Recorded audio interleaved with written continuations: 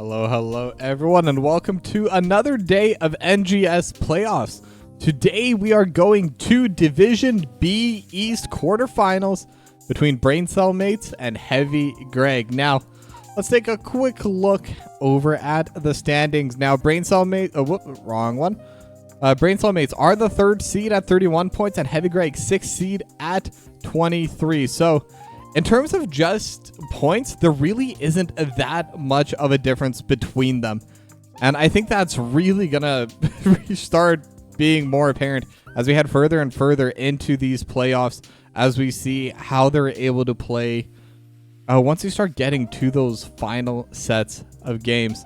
Now, they actually played very recently. The last game of the season was Braincellmates versus Heavy Greg. So this is going to be a back-to-back for them, and it was a 2-0 domination for Braincellmates. But just to give a little bit of context, let's take a look over at the playoff bracket. Now, B East, this is going to be the first game of the playoffs for this division. We have Protectors of Iron Ground Up. I believe that is 2 and 7. Lafine Key Fundamentals 1 and 8. Braincellmates 3 and 6, and Hots Dads and Start Slow and Taper Off as the 4 and 5 seed. So these are going to be some pretty solid games. I mean, so many divisions have been ridiculously close, especially Div B West and Div B East. I think these have been two of the closest divisions I've ever seen in any competition.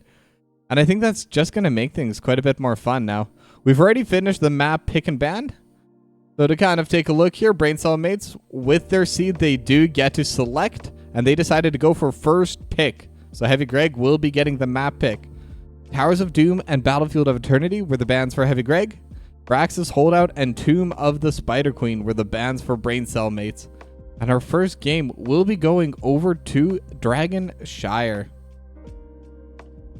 Now, we're still waiting on some of the players to join. We did create the lobby quite early. That's usually how I time the start of my intro. But yeah, we have a little bit of time before the game gets started, so should be a pretty fun time.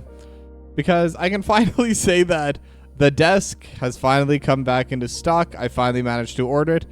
I'm not sure if it'll be here before the end of playoffs. It is coming by truck from across the entire country, so we'll definitely take a little bit of time before it gets here.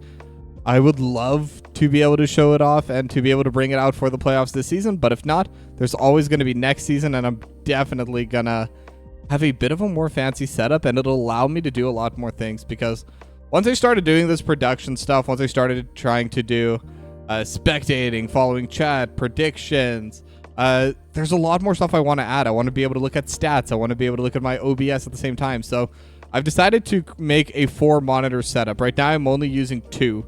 And even with 4, I'm debating if it'll be enough, because like there's just so much I want to have ready, so much I want up at the same time. And yeah, for next season, I'm definitely going to be playing around with it, and maybe I'll add quite a bit more features over to the game itself. So should be a ton of fun. And yeah, and since we're still waiting on one more player now, I would like to give a quick shout out to the sponsor of the TokiB stream, HelloFresh.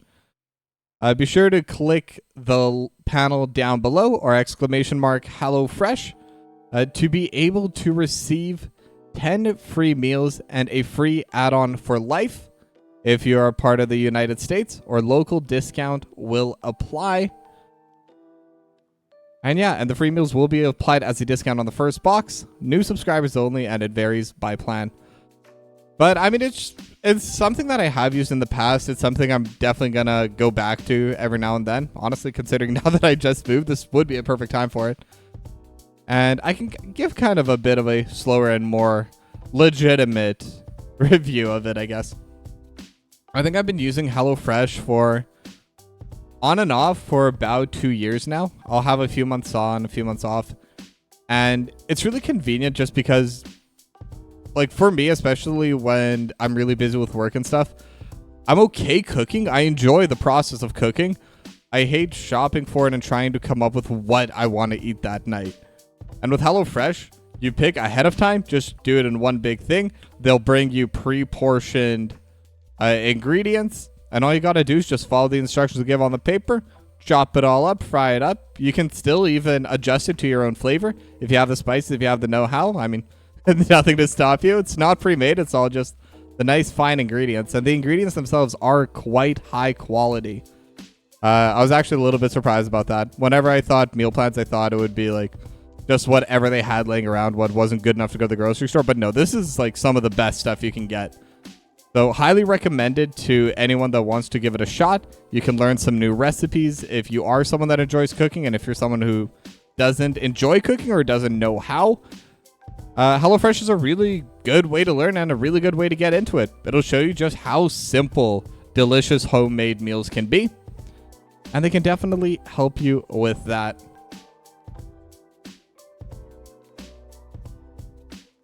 But yeah, now we're still waiting on 2 more members to join.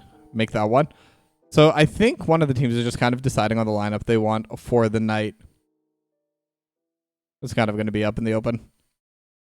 But yeah, it is technically the start time now, but typically this is... Even though it's technically the start time right now, more often than not, and I'd even say this is the exception where we've actually followed the rules and gotten the maps picked and banned, the coin toss, all that out of the way 10 minutes before game start. That's, if you read the rules, that's actually how it should be. And then you're supposed to start the game itself at this time, but almost no one ever does. But yeah, 10th player is almost there, according to the captain, so we should be getting started soon. I believe the actual rule is like, it says you're supposed to start at like, well, in this case, 6 Pacific, 9 Eastern. But you have till 10 minutes after without any penalties. So it really depends on how you look at these things.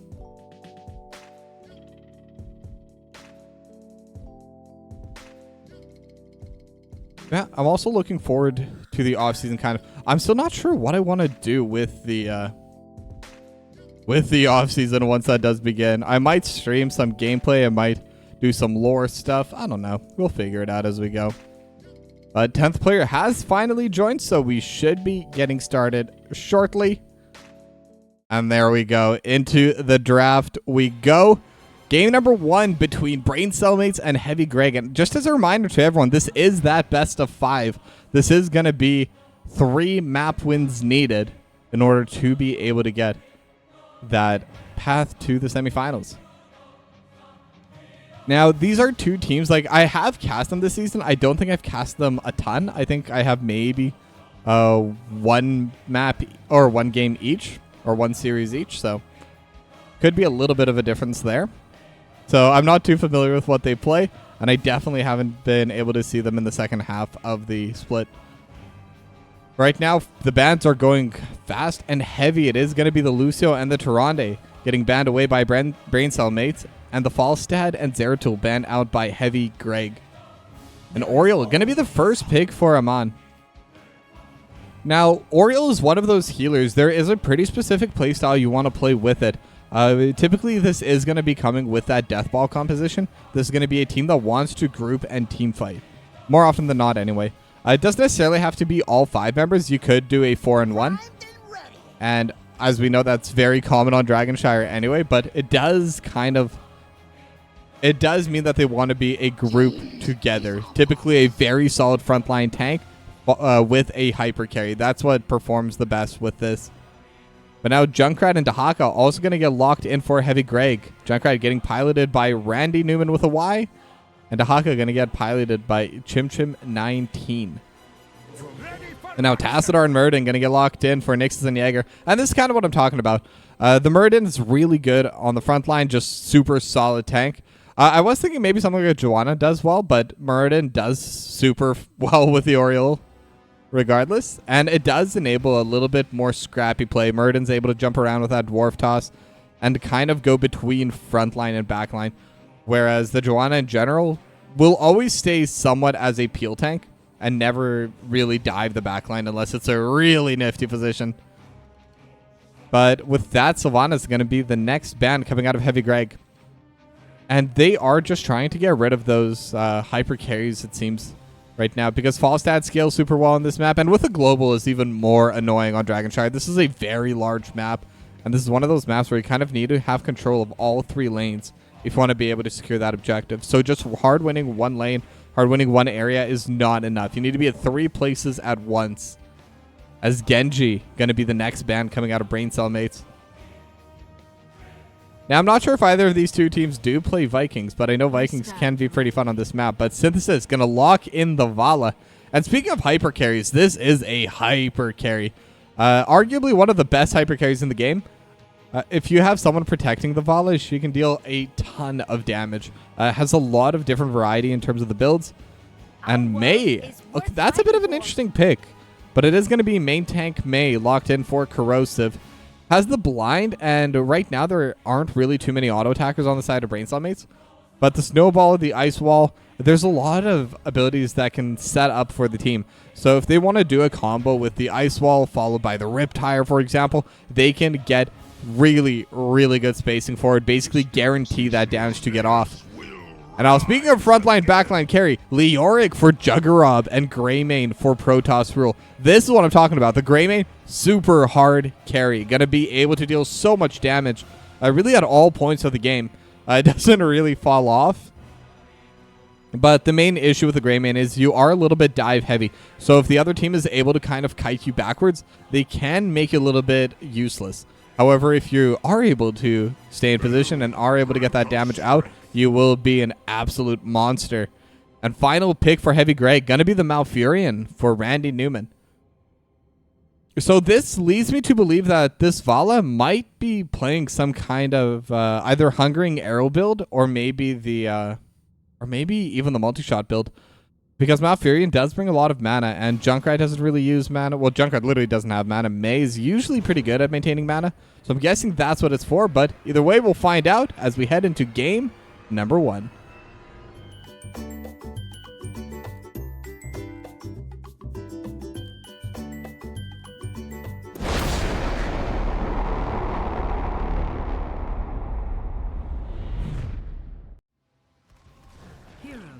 Prepare for combat. All right, and here we are in game number 1, map number 1, Dragonshire between Braincellmates and Heavy Greg. And this should be a pretty fun one, but no, it actually is going to be Creed of the Hunter. So the Malfurion, it definitely wasn't picked for that trade, wasn't picked for that mana. So I'm kind of wondering, what is the idea of this Malfurion? Right now, going to get started with the Emerald Dreams. 5. So it is going to have that extra sleep. I'm wondering if this is going to be a way to kind of like separate the front line from the back line. With that root, with that sleep, does buy a lot of time for the rest of the team to just kind of get around, reposition, and be a pretty solid setup / peel.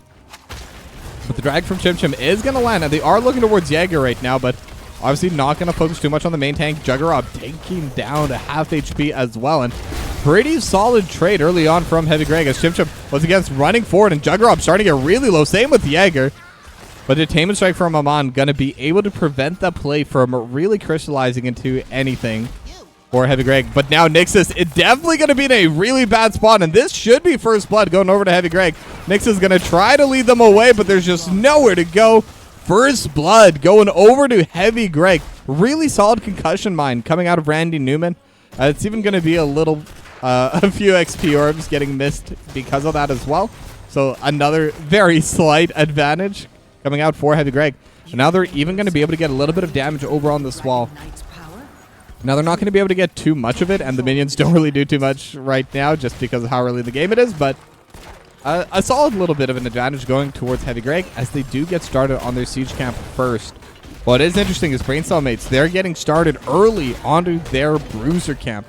They're already going to be able to finish it off. And that is one of those main advantages of having that Greymane. Is just so fast at taking down those camps. Synthesis and Randy Newman going to get started themselves. And they should be in a good spot to do it. The shrines are up. But right now, Corrosive and Randy Newman, they do have the inside track over towards that bot lane. So now Synthesis and Randy Newman just going to be able to clear away this bruiser camp very quickly as Chim Chim needs to try and defend, but Protoss and Juggerab, they're just trying to get as much damage over on this wall as soon as possible. And Chim Chim is starting to get a little bit low. The Drained Hope from Juggerab's really helping out the damage, but now it's going to be a 3v2. And now they're starting to go forward, and they're going to be able to take down the Greymane. That's a massive kill once again going the way of Heavy Greg. They did lose a lot of their structures, though. They will be able to push back a little bit. They have their own bruiser camp now that is still quite healthy. But at the same time, they're still getting pushed in on the bot side. So right now, the team fight's definitely going the way of Heavy Greg, but the little push is definitely favoring Braincellmates. So it's really just going to be a little bit of time before they see which one is more important. Now, Randy Newman going to get hit into the wall, but they're focusing onto Amon. The Blizzard is going to be there, but not going to be able to find anyone. Amon just going to be able to walk around it. And now the Bruiser Camp is getting some value here on the top side. And actually, Chim Chim did come down. Brush Stalker was used there. And they will get the gate, and they will get some damage with that Bruiser Camp over on the top side, but not as much as Braincellmates got on their end. It's not Corrosive starting to look for Nixon, but the Concussion Mine is there as well. And Jaeger going to get hit backwards, trying to jump away, and will go down. One more auto coming out of Randy Newman. Actually, not an auto, just one of them grenades bouncing about. And it's a 3-for-0 all day in favor of Heavy Greg, as they're just continually winning out in these fights. And now their prize is going to be this Bruiser Camp over in this bot side. It will give them that extra little bit of experience, because this is a camp that isn't shared between both halves of the map. This is just the one singular camp. They'll be able to get it, and they'll also be able to get a little bit of pressure in the lane for themselves. As now Chim Chim will be able to take the Shrine over the top side, or at least was attempting to. The drag will land, but it's a 2-on-1. So Chim Chim definitely going to be forced to back away. Quite a few autos coming out of Protoss rule. As now the wave also crashing into this fort a little bit. But now the push happening over the bot side. They're looking for Nixus. Nixus is low, but will be able to just back away for now. Amon also taking so much poke. And now they're looking towards Jaeger. And they're just getting so much pressure with this poke, with this DPS just coming across from whoever is in front of them. They don't really care right now on Heavy Greg. As now Jaeger trying to stand and just delayed. But Jaeger, 15 HP. And the Hungering Arrow going to be able to finish off the kill. So again, Heavy Greg just bit by bit able to get the damage off, able to get the kills going in their for themselves and for their team. Now Juggernaut will have the wave pushed in mid. Synthesis will be there to cover. But many advantages starting to come forward. And like I said, this is a game or a map where you need to have all 3 lanes under your control. And right now they are under control of Heavy Greg, the top side and the bot side. Now the question is, can they come for this mid lane? Juggernaut still trading a little bit with Chim Chim, but the other side really wants to go too hard into this fight. The Blizzard is going to be able to stun up Nixus, but they won't have the Concussion Mine throwing them backwards, so Nixus will be in a safe spot. As now there are some pings coming down towards this bot lane. Shockray just over top. And by the way, I haven't mentioned it, but it is going to be that Psionic Storm build. So Nixus is going to be more about that zoning rather than that immediate burst damage. But Heavy Greg, they're going to be able to retake onto the Shrine of the bot side. But over in the top, Juggernaut and Chim Chim still continuing to trade. But level 10s are now online for Heavy Greg. So this is going to be a pretty solid opportunity for them to push. I don't think they have any heroics that will enable them to really jump onto this fort. But they will at least be able to shove the wave in. But Jaeger and Nixus going to be able to defend this out. Now, a couple of interesting talent choices here I'm noticing. It is going to be Third Wind. Getting locked in for Jaeger. Speaking of Jaeger, Ice Wall going to come through, and they're able to land it onto one. Do they have any follow-up, though? They have the Rain of Vengeance. They have the Icing, but the Crystal Aegis is there. But with the Riptire, Nixon just trying to DPS, and will be able to take one down, able to take down the wall with them. So that's going to be a 1-for-1 for now, but a 1-for-1 when it's 4v3 is always a win, especially because there was that Gambit over on the Vol. But now Jaeger is still trying to stand on the point. But in the end, Heavy Greg, they will be able to secure the objective. And Jaeger getting hit backwards and will get taken down as well. Corrosive with the last hit there. As now the Dragon Knight starting to push over in this mid lane. Now, it is an early Dragon Knight. Is pretty squishy and doesn't deal too much damage yet. So overall, definitely, I think this probably would still be in favor of Braincellmates. However, right now they are pushing hard over in the bot lane. Randy Newman just getting so much damage done at this fort. And this is the pressure that's really going to be the deciding factor for Heavy Greg. That kind of makes this a winning trade for them. Now the Dragon Knight has already been taken down. Chim Chim just going to be running away. Most of the top lane wall is gone. And the top lane fort for Heavy Greg did take a little bit of poke damage, but not too much as the wall gonna be able to land on 3. The Blizzard as well, but the Crystal Age just used it immediately. But Concussion Mine was still available, but they decided not to commit onto that play. As now, once again, we have 1v1 over in the mid lane and 4v4 over in the bot lane. This is actually the first time we had that. Protoss Rule has been playing more into that top side this game. Another Blizzard is coming out. Corrosive with the icing, trying to push forward, but will get knocked back. Concussion Mine puts Nixus in a pretty bad spot, but Nixus will be able to just back away. But now Chim Chim coming in from behind, looking for that angle play. But the angle might not be there. Chim Chim, it did find the drag, but able to get stunned up into the wall and just immediately burst down. But now Jaeger getting burst down as well, but the Avatar gonna get popped. And it is still 4v4 here, and that's a massive kill for Braincellmates to get, because not only is that going to be a kill going back towards them, that's the offlaner from Heavy Greg gone. That means that the soak in all the other lanes just isn't happening right now. So Juggerop going to be able to get this push, and it's even going to be able to take down some cannon towers for them. And this pretty much closed the lead in its entirety. All because of one failed gank from Heavy Greg, but even though that gank did fail, I do like the look, because that's just the nature of this game. When you're that double soaking offlane, you make one mistake, it is quite punishing. But on the opposite side of the coin, if Chim Chim was able to get that pick off, if Chim Chim was able to get that kill, could have definitely brought a lot of pressure towards Braincellmates. So I'm always for the players going for those risky plays, going for those win harder moments, because I mean, at the end of the day, if you do those plays over and over again, eventually you will definitely win more than you lose, just by nature of having that experience. But now they were able to take out the Bruiser Camp over in the bot side. Concussion Mine going to split them up to kind of lower the magic damage. But now Chim Chim looking for the drag, not going to be able to find it, as the pressure is starting to come through for the Braincellmates. The wall is going to get taken down over in the bot lane, as they did have the Siege Camp pushing in with it as well. Chim Chim still trying to play, gonna land the drag, but Protoss Rule jumping onto Chim Chim, and now they have the stun, but the Ice Wall is there, and now Riptire over top of it, gonna be able to deal quite a bit of damage, but Randy Newman's pretty low, needs to back away, get back to safety. And again, Braincellmates, they're able to survive the onslaught of Heavy Greg. It was definitely close though. And it looks like that play that I was talking about in the draft, that was the strategy for them. The Ice Wall into the Riptire, and it does deal a lot of damage. And assuming that Randy Newman does go the extra oomph talent at level 20, this is going to be able to bring them a ton of extra damage, a ton of extra utility once they do get into that late game. Now Heavy Greg, they know they have 4v3 in the bot lane. They're looking to start attacking onto this fort. If they're able to take this down, this will give them a lot of extra pressure. But now Synthesis just walking up, getting a few autos, will be able to take it down. No, not yet. Stormbolt does land on the Synthesis, but one final grenade coming out of Randy Newman will be able to finish it off. So first building going to be going over towards Heavy Greg as well. But now the entire roster of Braincellmates, they are looking towards the mid lane. They're trying to prevent Chim Chim and won't be able to. Very close, but unfortunately just was not there for them.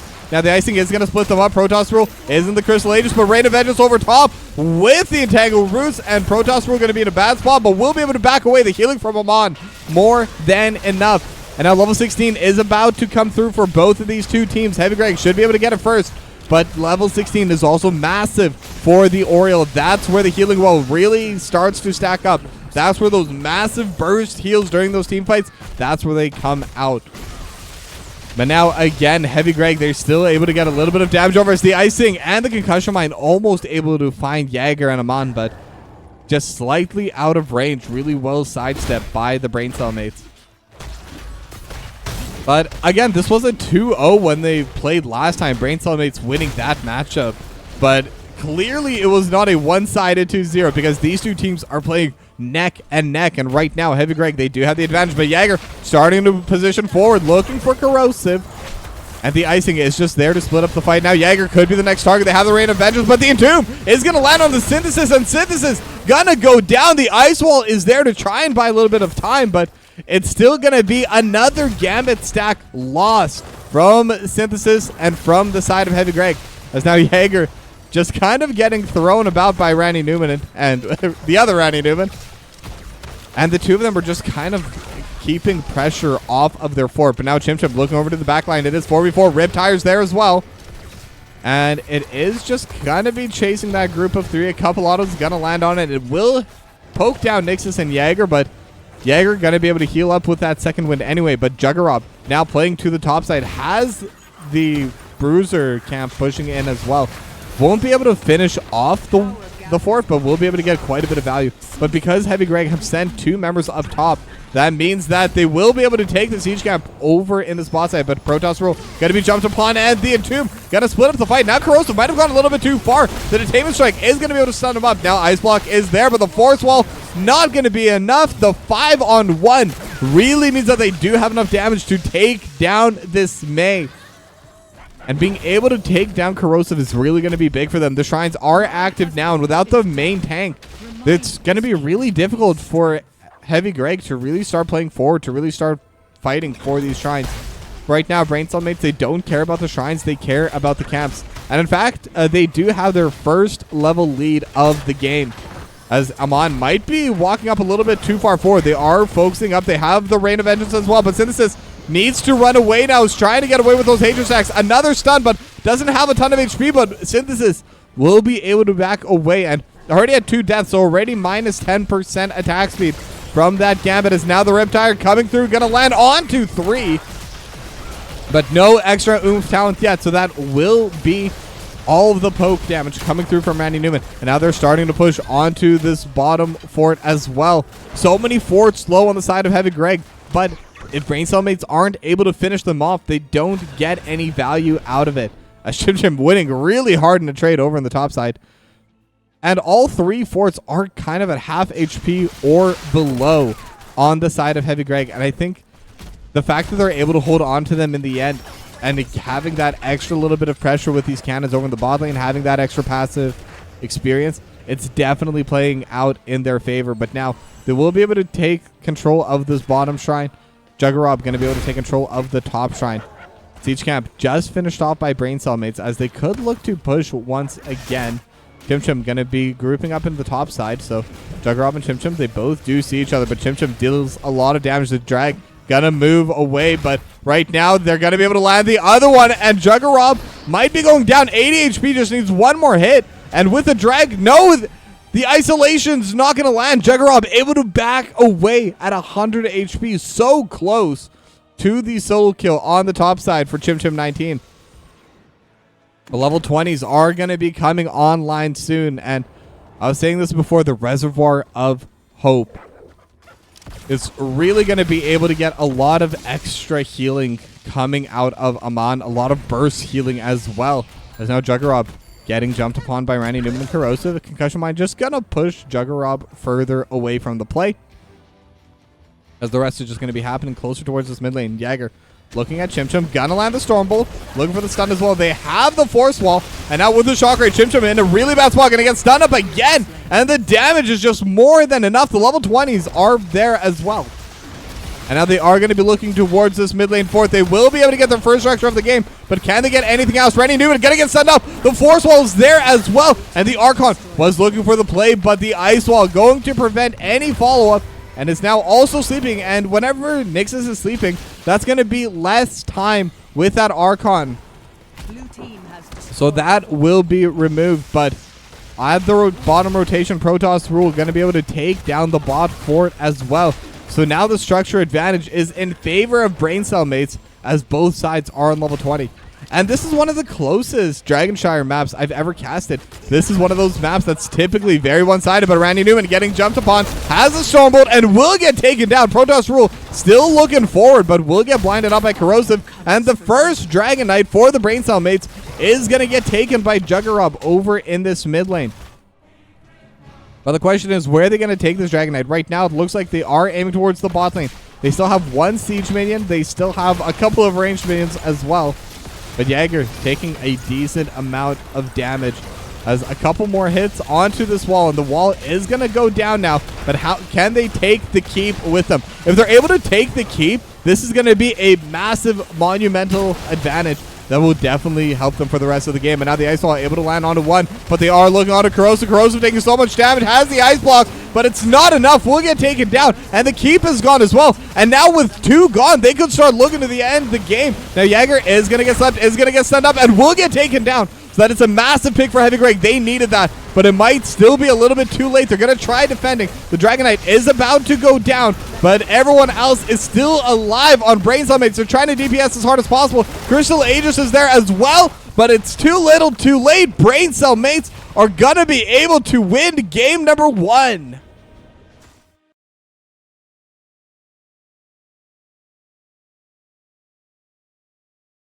And what an absolutely close game. This is what I wanted from this series. These are two teams that were pretty close in the standings, both being the 3rd and 6th seed, and most importantly in the points. Only 8 points separating these two teams. And I mean, 7 kills apiece. Heavy Greg, they had a minor advantage for a good chunk of that game, but they were never able to cross that threshold to really come out on top and really start snowballing on this snowballing map that we all know and love, Dragonshire. Well, with that, we're going to take a quick little break, but when we come back, there will be at least 2 more games. Don't forget, this is a best of 5. So don't go anywhere. We'll be back soon.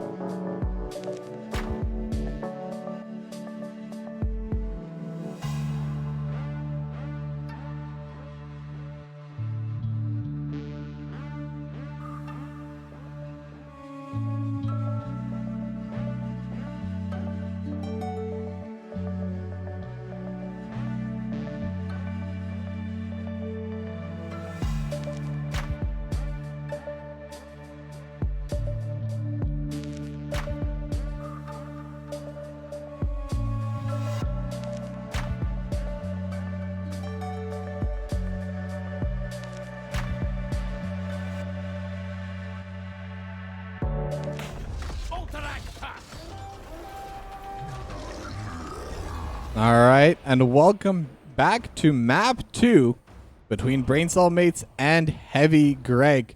Now, before we do get started in the second game, would like to give a quick shout out to HelloFresh, today's sponsor. Be sure to subscribe to HelloFresh and use my code POGHF160868 for 10 free meals and free add-ons for life. 1 item per box with active subscription if you're in the US. Outside the US, the local discount will apply. So with that being said, let's get started. We got the predictions going.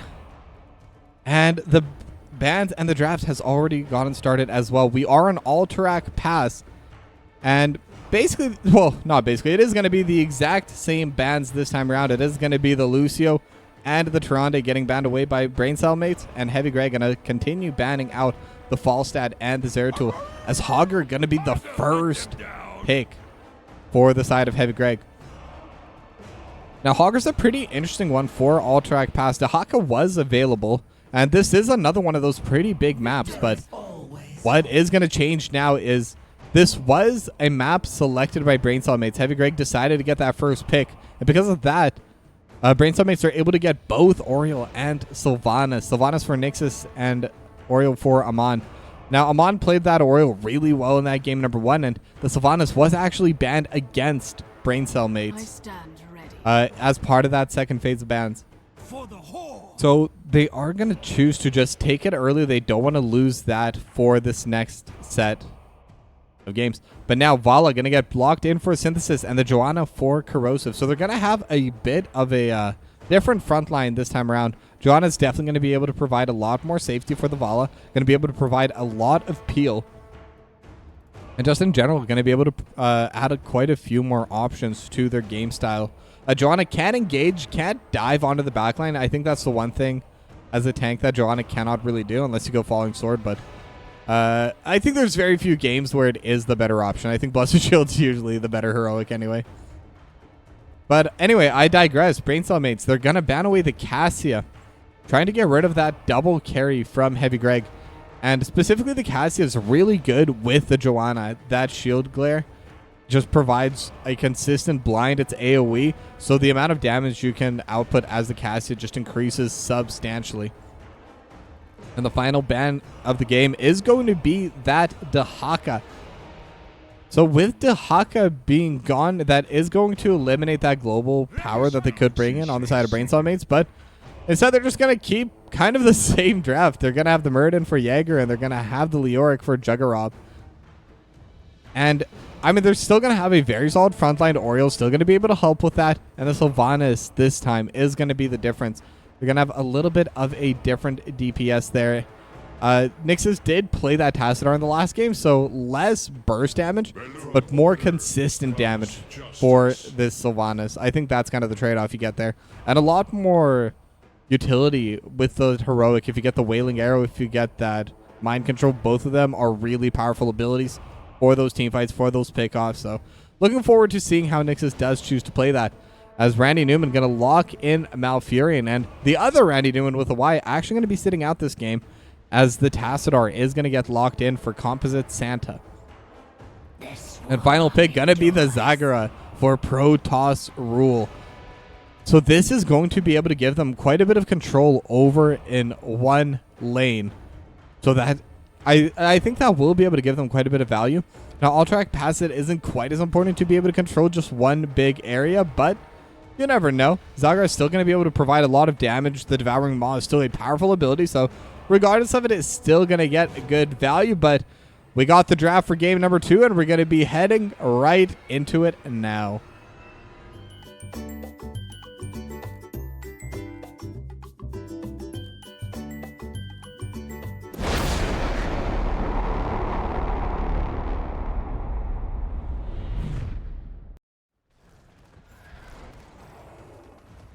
All right, and we are back.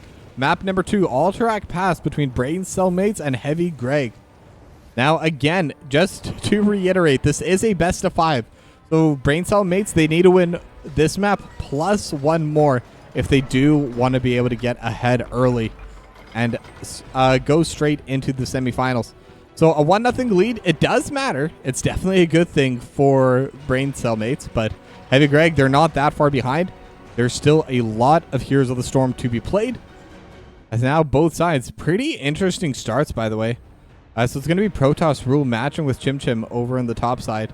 And 3 strong going to the bot lane. Now, it is most likely just because of the Sylvanas. Sylvanas gets a lot of value early on, but now the Shield Glare are going to be able to land onto all 3. And this will lower the amount of damage they get substantially. But Amon will be able to heal them back up. So at the very least, it is still permanent damage that cannot be healed onto those structures. So Braincellmates are still going to get a little bit of a win there. Not Corrosive and Nixus just trading a little bit back and forth. But again, Amon is there, should be able to continuously kill them. But Synthesis gets knocked into the wall, but will be fine. Has the... I always forget how to call it. The heal over time from Randy Newman. So we'll still be healthy. We'll still be able to get back to a good state. As right now, they are bringing in Randy Newman and Composite Santa over towards this mid lane. Now, the Siege Camp is going to be spawning quite soon as Chuggerop going to be here as well. But Corrosive just going to walk up, finish off the ranged minions as Chim Chim. Actually going to be the one they send to take the Siege Camp. Should be able to just bounce back and forth. But Nixus and Amon should have an easier time of taking out the Siege Camp since there are 2 of them. They have sent 3 members top, and they're just trying to clear out the tumors that have been placed by Protoss Rule. And this will lower the amount of pressure that the Zagara will be able to output. And that is one of the reasons why you do lock in the Zagara. You want to be able to win hard in one lane. But Composite Santa trying to trade back and forth, but Protoss Rule definitely coming out the victor of that trade.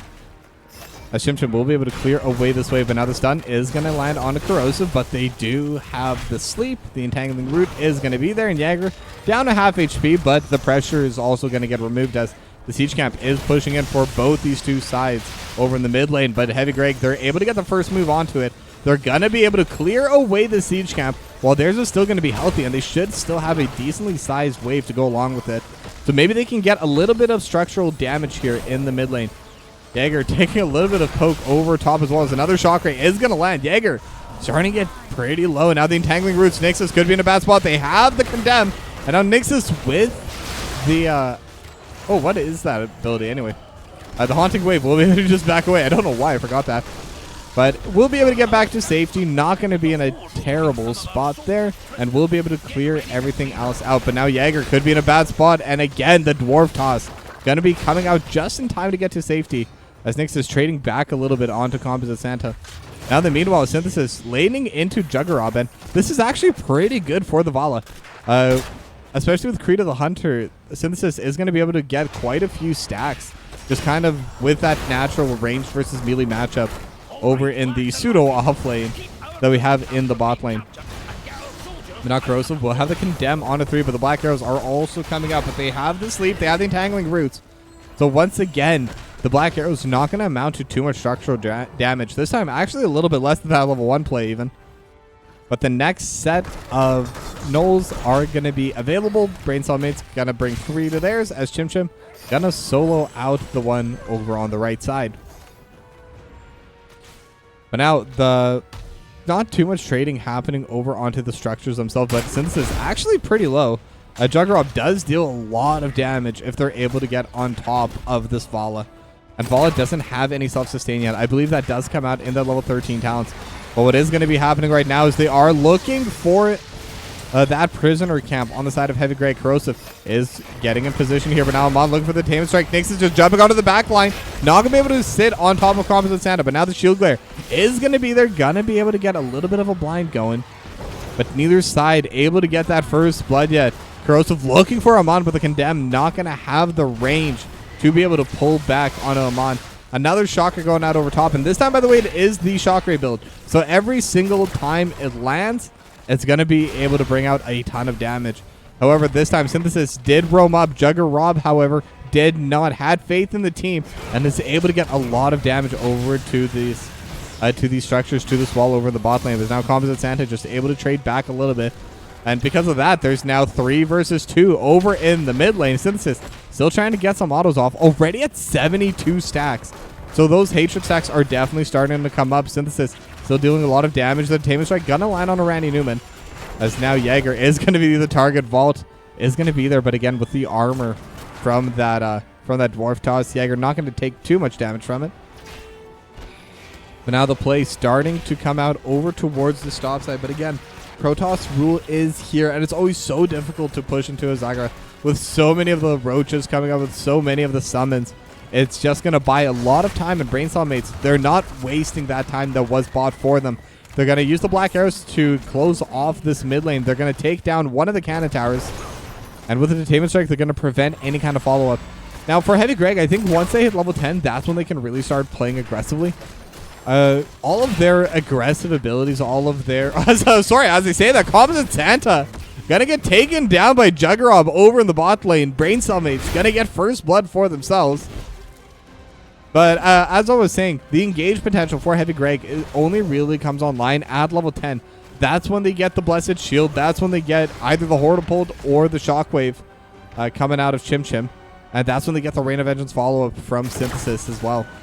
So once they have their heroics, that's when they can really start playing aggressive. But Jaeger looking for Randy Newman. Level 10 is going to be there. The Entomb, but it is just going to be on to Corrosive Condemn. Going to pull back too, but Corrosive has nowhere to go and is super tanky, but there's only so much they can do about it. Black Hole going to be happening into the backline, but it doesn't matter. With the main tank gone, Braincellmates should be able to take onto this objective. Now the Dynamite dealing quite a bit of damage. Synthesis still auto-attacking on whoever they can. The Shock Ray over top. Already at 100 stacks, by the way.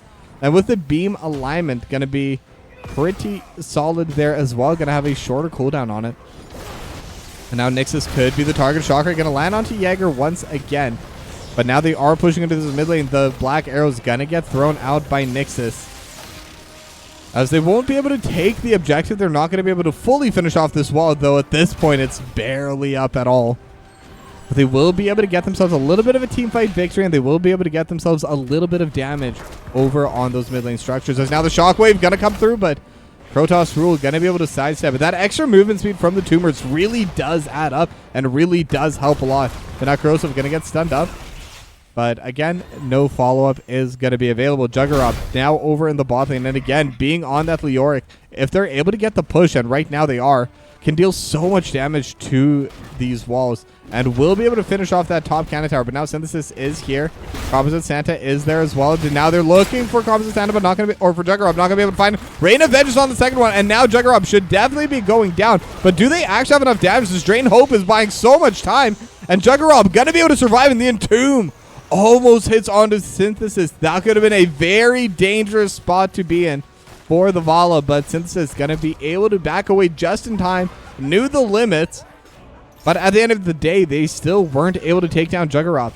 104 stacks onto Synthesis, though, so that's going to be 2% hatred stacks, and still at 0 deaths, so still has the 25%, but now they have the Blessed Shield landing. The Crystal Age is going to prevent it, but now with the Black Hole, with the Entangle, but Nixus with the Haunting Wave able to get away. And again, Heavy Greg, they're getting so close to these kills, but so close is not close enough. They're not able to get the final little bit of DPS needed. And now Juggernaut is also going to group over in the mid lane, but in the top side, Protoss Rule has finished off the wall and will have a little bit of a passive push, and that's going to be Mist Soak for Heavy Greg, because they did send their offlaner to try and fight here with him. Now the Black Arrows are going to get used just to help clear away the mid lane. The Detainment Strike almost lands with the Iron Skin used just in time, and they're going to try again onto Juggernaut. They have the Rain of Vengeance going to land onto Juggernaut. They have a little bit more damage, just the autos coming through, but again, Synthesis just doesn't have enough DPS, and actually, they're going to take down Composite Santa over on the top side. Now Braincellmates, they're going to start the channel. They're on the prisoner camp, and none of the allies for Heavy Greg are going to be here right now, and it does look like they are planning on just giving it up. Chim Chim doesn't have a lot of HP. Corrosive is going to be walking up now, but they are down one of their main tanks.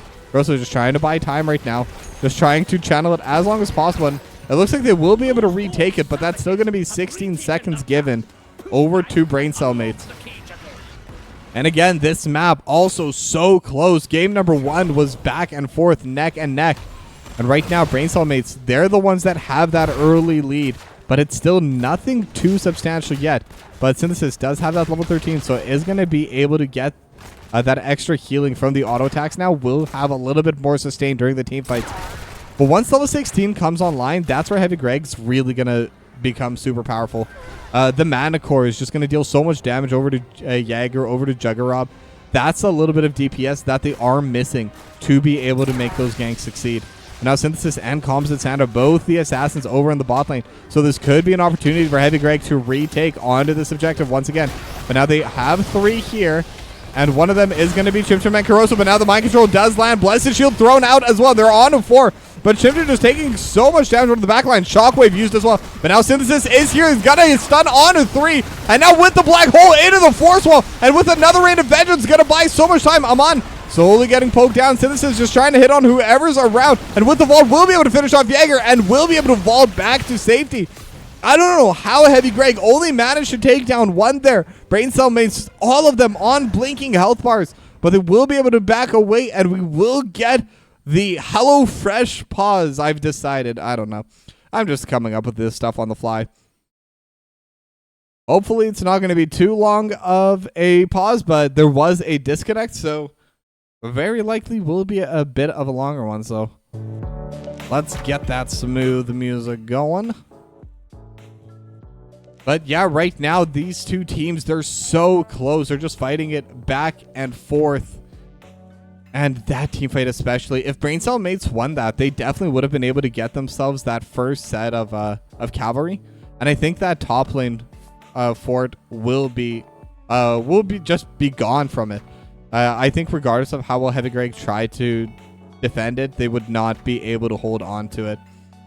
Pause, yeah. I still need to get those emotes going. I completely forgot about it with the move, so at this point, I'm just going to wait till next season. That wouldn't be done before we do move over to the NGS channel, because only the quarterfinals are going to be on my channel. After that, we are going to be going to the official Nexus Gaming Series channel and Nexus Gaming Series 2. If you don't follow them, I highly recommend to follow them right now. But if you're in the Discord, if you look at that stream's live channel, I'm sure you'll see it on there anyway. And pause de la box de cuisiner? Yeah, exactly. But yeah, they're all saying that the hamsters are on strike, but they should be able to get right back into it as well. Yeah, hopefully it won't last too long, but you never know with these things. We've had many a pause back in the day, and I'm sure we'll have a lot more.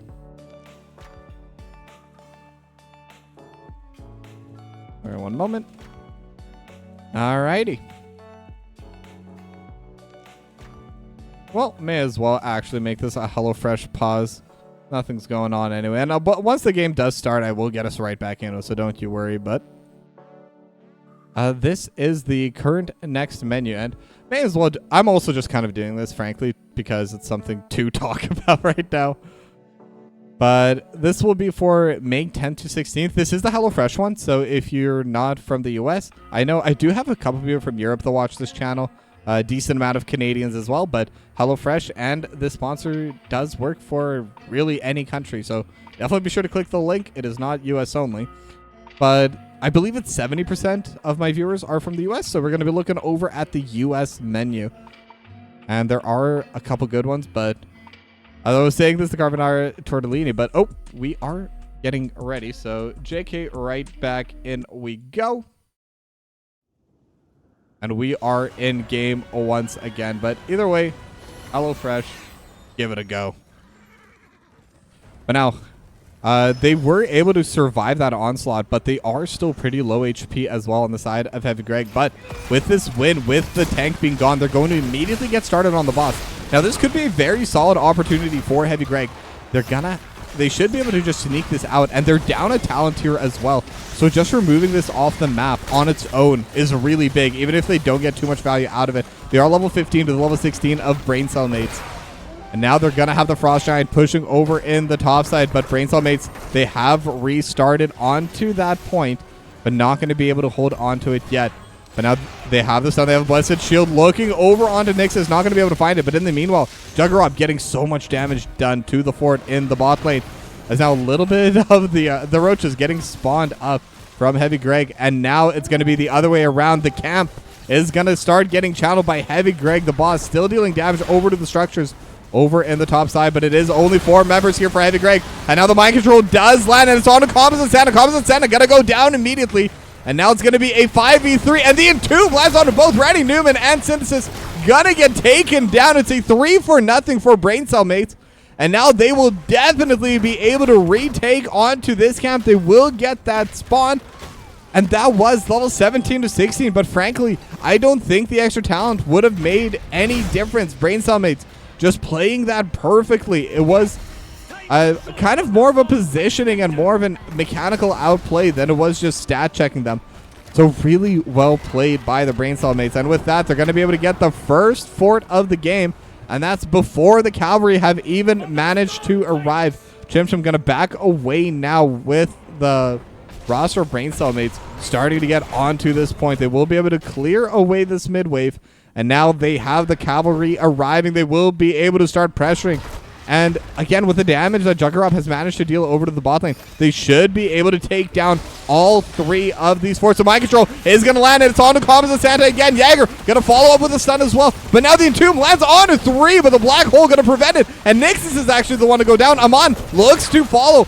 As the Crystal Aegis, do they have another stun? They do not. Corrosive gonna be the next to go down, but Amon will get taken down. It's a 2-for-1, but the cavalry, they're still pushing. So a 2-for-1 is okay for Braincellmates because of the situation.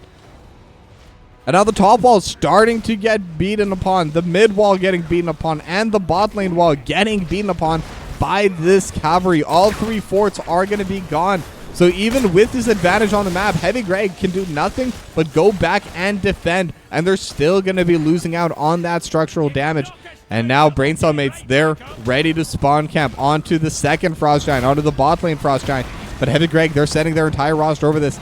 I don't know if they know this is happening, but either way, they definitely want it for themselves. And this should be something that they can get for themselves. They have the members, they're tied for talents, and they know this has been started, but they're not going to go forward yet. The Entomb lands onto 3, but there's no follow-up. Black Hole as well with the Shockwave, with the Boss Stomp, and Jaeger going to be the first one to go down. And now Juggerop going to be able to back away. Chimchim will go down. Over to Protoss Rule, but right now the boss still in favor. Heavy Greg should be able to secure it, and they do get the boss, but now Randy Newman getting in a dangerous spot, but they have found Protoss Rules, and it's going to be another 2-for-1 and maybe a little bit more. They have the Crystal Aegis, and Nixus going to follow as well, make that a 3-for-1 in favor of Heavy Greg. And with this boss, they could get quite a bit of damage. These are some long death timers. We're already 15 minutes into the game. And now Synthesis is alive. Composite Santa's alive. The only one they're missing is Chimchim. And in a way, that's kind of perfect because there's a wave starting to form on the top side and someone needs to catch it. Why not the offlaner? But the boss is still quite healthy. There's still 30 seconds on both the assassins for Braincellmates. So they can continue playing forward. They can continue looking for more. They could even consider going for this keep. Might be a little bit dangerous, but Juggerop going to be showing over on the top side, so they know that at most there's only going to be 2 players here. So Heavy Greg, they're still behind in the mid lane, they're still behind in the top lane, but they will be able to get ahead over in this bottom lane. And now there is a siege camp available as well. This might be a little bit more risky because everyone else is starting to come back into the game. But right now, Jaeger and Amon both showing they're still trying to defend. So the siege camp will get stolen as well by Heavy Greg. But level 20 advantage is there for Braincellmates. But I think Heavy Greg's at that point, they're close enough to their own level 20 that they can just back away, wait for it to come back, and then they can try to re-engage. But now the camp is going to get finished off here, and I think that will be the level 20. The Iron Skin is going to get used to prevent that mind control. But with the level 20, the mind control very, very low cooldown. But now the camp has gone to start. Level 20s are now available, but they have the Entomb. They have found Composite Santa, but the Entomb is going to expire. And now they're onto the backline. They're still looking for more DPS. The Black Hole going to split up the fight. Shockwave as well lands on at 3. Juggerop just trying to survive into the backline, but will go down first. Now they have the stun. They found Jaeger. Protoss Rule starting to get low as well. But the Devouring Maw going to prevent the tank from following up. It is going to be the 1-for-0 in favor of Heavy Greg, but what else can they get for it? They will be able to retake their camp, and now they can start looking for the camp of Braincellmates.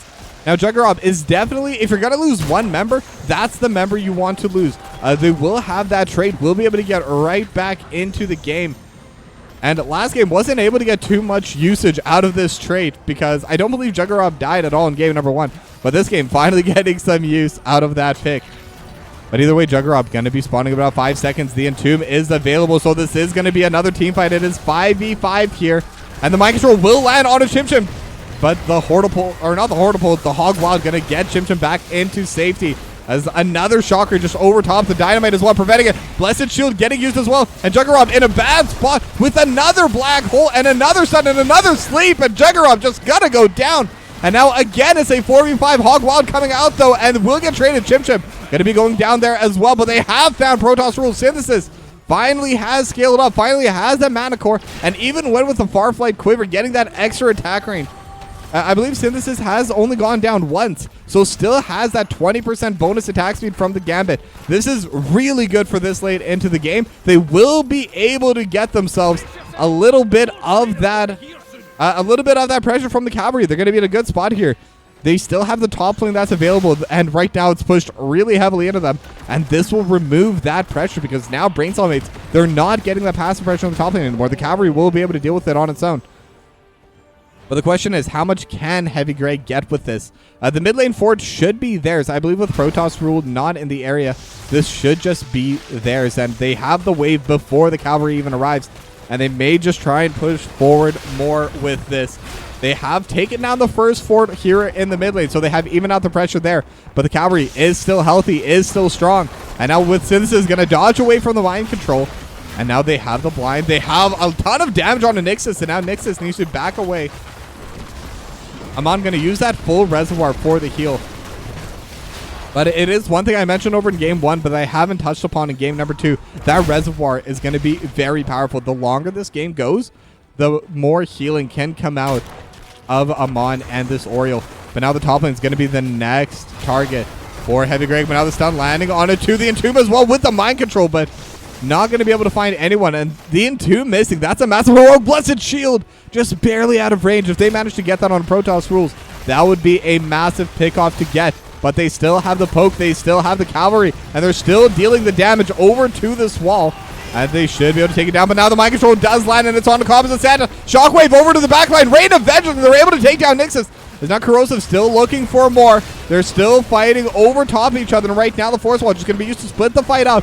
And this should be the top lane keep going the way of Heavy Greg. As now Juggernaut taking so much damage from the Dynamite and from Synthesis. One more auto, one more mana core proc, but it's not going to happen as now Jaeger and Amon getting caught out. And with Amon gone and 2 keeps gone, this is an opportunity for Heavy Greg to win the game. And I think they're going to be able to do it. They've taken down Juggernaut. They will lose their last cavalry, but Braincellmates will lose their core.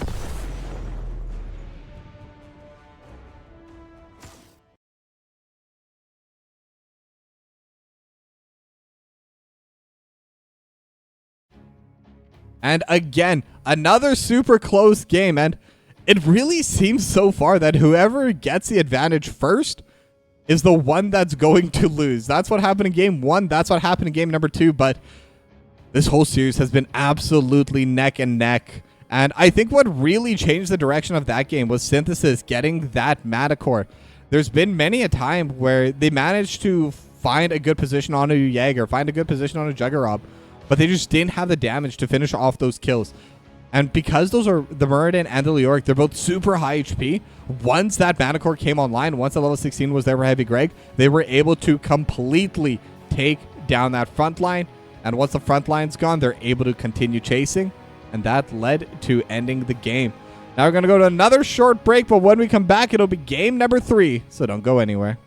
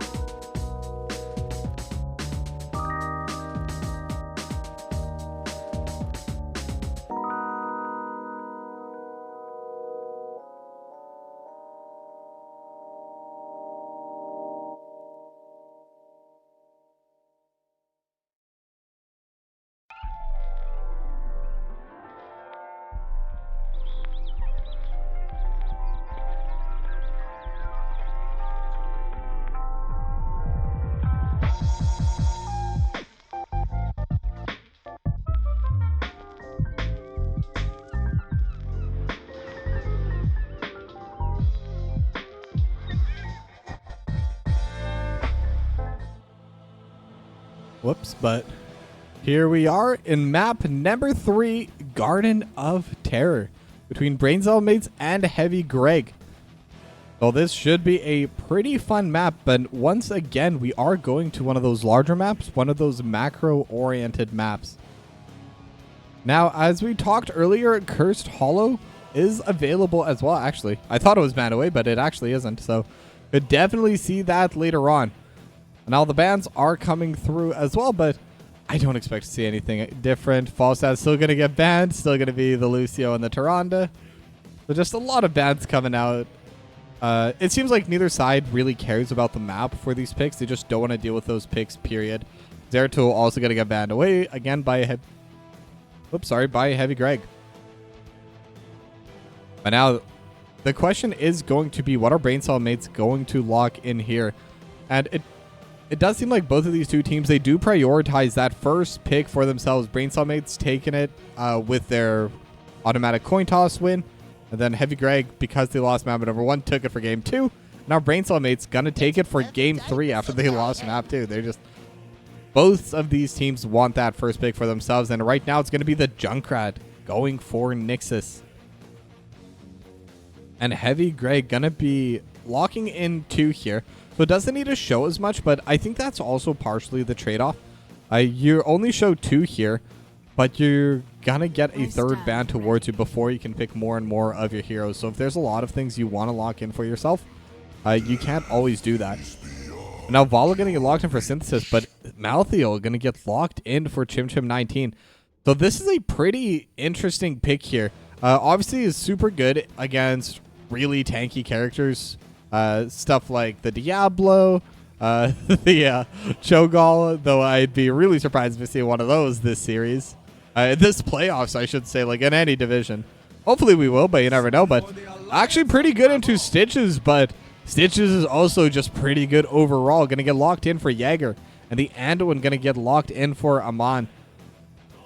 And it does look like they want to be able to use that hook, Gorge into Leap of Faith, just to get so much distance. And with the Light Bomb follow-up, assuming they have practices and already timed correctly, it basically guarantees a kill on almost anyone. There's very few characters that can survive that combo when it is used correctly. And I say very few. I think there might even be none, depending on the situation. But Medivh and Greymane going to be the final 2 bans for each of these 2 teams. As now the next 2 picks going to be there for Heavy Greg. Now, one thing I will say is Vala and Malthael can both dodge away pretty well on those hooks, but out of tanks, there are still a few good options. Johanna can deal with it pretty well, and so can Anub'arak. And Anub'arak is going to be the counter pick for Corrosive, and Stukov going to get locked in for Randy Newman. Now, with the way Anub'arak counters it is a bit different from the way Johanna counters it. So, with the way that Johanna would counter it is just by standing there with the Iron Skin, but it is a longer cooldown. Anub'arak, however, has the shorter cooldown from the Burrow Charge, if that's timed correctly, and also can just throw out whatever ability to spawn those Scarabs that can tank the hooks for them. But now Dahaka locked in for Juggernaut, and the Tracer locked in for Protoss Rule. So that's going to be a very interesting pick there. Should be pretty good at dealing with the Stukov, should be good at dealing with the Vala, but one thing I do... Okay, so I'm pretty interested to see if this will happen, but I do believe if the Stukov goes that range talent level 1, it can actually deal quite a bit of damage to Tracer and make it a lot harder to play. Tracer isn't that long ranged of a carry, and Stukov autos hurt. Even if you do take that range talent and deal less damage per auto, they're still going to deal a ton of damage. And now with the Raynor locked in as the final pick, we got Jimmy, everyone. I know everyone always loves seeing this pick, so should be a ton of fun.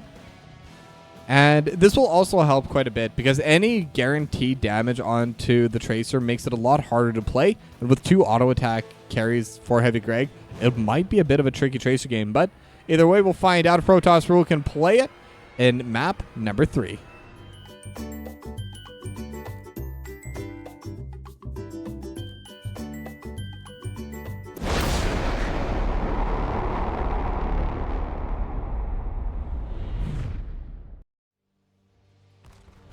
The battle begins shortly. All right, and here we are, map number 3, not Alterac, Garden of Terror between Braincellmates and Heavy Greg. And it looks like they are going to start with all 5 members going straight into the mid lane.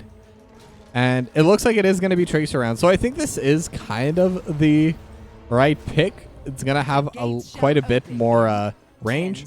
It will allow more opportunities for Protoss rule. Kind of give a lot more more options for how they would want to play. But once again, since is going to be playing the Creed of the Hunter, Vala really likes that auto attack build. Now both teams are going to start meeting here in the mid lane. The trap is going to get placed. Juggernaut, they have the drag as well from the Dahaka, by the way. So they have many different ways of hooking someone back and just forcing them further and further away from the team. Most of that is only going to come out once that level 10 hits, but for now, neither of these sides really going for the engage. None of the hooks have gone through it, but now they do look for the engage onto Juggernaut, but not going to be able to find them too much. Now the Chastise will land onto Corrosive. Somehow I forgot about the Chastise when I was talking about the combo, but that is going to be a part of it as well. Going to be able to land that extra root. And now Chim Chim just going to be trading up onto this top side. I'm actually not sure who wins that combo. I know Juggernaut just should be able to heal forever, but I also know that the damage that can come out is going to be pretty high. As Randy Newman kind of in a bad spot. Will be able to dodge away on the Chastise and just fancy feet to be able to get away from that sticky situation. Now Synthesis is going to be here as well, just kind of autoing onto Jaeger, trying to get as many of those stacks as possible right now. And already at 17, so Synthesis already stacking up Creed of the Hunter pretty early on. Randy Newman gonna be clearing away those neutral creeps, those mercenaries, and it will be the Exterminator. So it is gonna help quite a bit in terms of clearing away these neutrals and letting them play on the map longer. But now Corrosive and Chim Chim, they're gonna get started on the Bruiser Camp. Protoss Rule is watching, but I don't think Protoss Rule can really do anything about it. They're just kind of trying to be a menace, trying to be in the way. Tracer doesn't help much for the neutrals anyway, so probably the best usage of their time. But now Randy Newman also takes the decent amount of damage, but luckily Randy Newman is there to heal Randy Newman. And now they will be able to get back to safety. As now Synthesis, again, just alone over in the bot lane. This could be a dangerous spot. Concussion Mine not going to land, but the hook will. But Synthesis will be able to vault immediately after and won't get hit by the extra Chastise. So Synthesis actually coming out ahead with that trade, though. Amon's going to be there to heal up both Jaeger and Nixus. As now Synthesis starting to take a lot of damage. Another hook could come out, but with a vault, we'll be able to get back behind the wall and back to safety.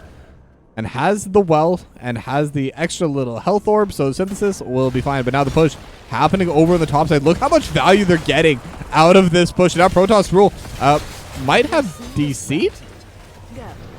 I'm not sure what happened there, but either way, that's going to be first blood going over towards Heavy Greg. And now Jaeger could be in a bad spot as well. We'll be able to heal back up a little bit with the Chomp. But now Amon and Nixus are here as well. The Chastise is going to land.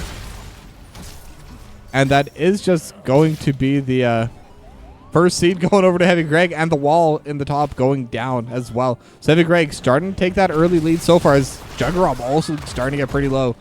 Well, we've talked about it but after game 2, and whichever team has gotten the lead early has lost so far. Granted, we only have 2 maps so far, so it might not be a permanent pattern, but right now Heavy Greg starting to look pretty good. They're able to steal away the Bruiser Camp, and this is a massive camp to steal away. And because Heavy Greg were spending so much time early on just taking their own camps, they're going to be able to just get so much pressure off of these other ones. Because now Chim Chim also going for the steal up there in the top side. Now Jaeger's here with Amon. Nixus getting taken down pretty low. Jaeger just taking more and more autos, more and more stacks. Going the way of Synthesis, already up at 37. Needs those 50 to be able to get any kind of value out of it. But now the siege camp is going to be there and just going to immediately get started over onto the wall. But now a little bit of pushing, a little bit of trading happening over in the mid lane. But it looks like Heavy Greg just going to get first priority there, and they're going to move directly into the seed. They're looking to get their second charge already, as Protoss Rule needs to just charge away. With all 4 members there of Heavy Greg, there's just really no play to be had there. Protoss Rule can't even really delay it. And look at the damage onto this wall. That's already most of this cannon tower getting taken down in its entirety. There will be a little bit of missed soak because of this whenever you do steal the camp. you're not going to be able to reach the soak, unfortunately. But same can be said about the pressure that they got, because there's a lot of missed soak happening over here as well. But now again, looking over at that mid lane, Corrosive and Synthesis holding 2v3 as Randy Newman just gonna get started immediately onto this fort. Already down to half HP. Protoss Rule trying to buy a little bit of space, a little bit of time, but not going to be able to quite yet. But now they have the pulse bomb onto Randy Newman and starting to get pretty low. They're continuing to chase it down. Protoss Rule looking for the damage, but the heals from Randy Newman going to come out in time as Jimmy will be able to back away safely. The Impale going to land onto him. I'm just going to... Really, it's more of a dismount, more of a way to buy time than anything else, but still going to be there. There's now Chim 19 and Synthesis. They're going to get the first move over from the bot lane. Juggernaut is hiding in the brush, getting ready. But they are here to defend. They aren't an even talent here, but one level advantage right now for Heavy Greg, but they're looking over towards Chim. Chim taking so much damage, is going to be able to heal back up. And now Protoss Rule almost gets taken down, and one more auto Synthesis is going to be able to get that kill. And now they're going to be chasing on to Jaeger, but the Chastise is going to put a stop to the fight. But the most important thing is this will be the third seed going the way of Heavy Greg, and they're going to have the Garden Terror spawning, and they're about to hit level 10 as well. So this is a massive power spike for them. The Garden Terror is going to spawn here in the bot lane almost immediately. The wall already taken down, and now they're going to start looking for this fort. I believe this bottom fort is definitely going to be taken down. Braincellmates, they don't want to defend it. But Chim going to try pressuring up here in the top side as well. The drag is going to land, as Chim taking quite a bit of damage. Chim still following up, has the last rights, and needs one more hit, and Chim gonna get the solo kill. That heroic advantage really coming out into play, and now they will be able to get this top lane fort. But I was talking about the bot lane push, but they're not done with just the bot lane fort. They want to keep going. They're looking for the second wall, and they will be able to take that as well. And the Garden Terror is still at half HP. They still have at least one siege minion coming through, so now they're going to start getting a little bit of damage over onto this bot lane keep. And we've talked about early game leads not necessarily turning into game wins, but this is the biggest early game lead we've seen so far. But now Jaeger going to be walking forward, looking for the hook. That's Corrosive going to land the Impale on a Protoss Rule. Jaeger still looking for the angle, but again, the little Scarab's just getting in the way. And now there's the angle, and we'll be able to land on Randy Newman. And now with the Pulse Bomb not going to land, but they have the Light Bomb, they have the Riptire, and just so much damage on poor Jimmy's not going to be able to survive it. And that will be the first kill for Braincellmates this game. But at what cost? That's just going to be a little bit of something in return, but they end up being by far the losers of that massive trade. Still a full level lead for Heavy Greg, but now they want to play aggressive because they know having just that one kill is not enough. They need to get something else with it.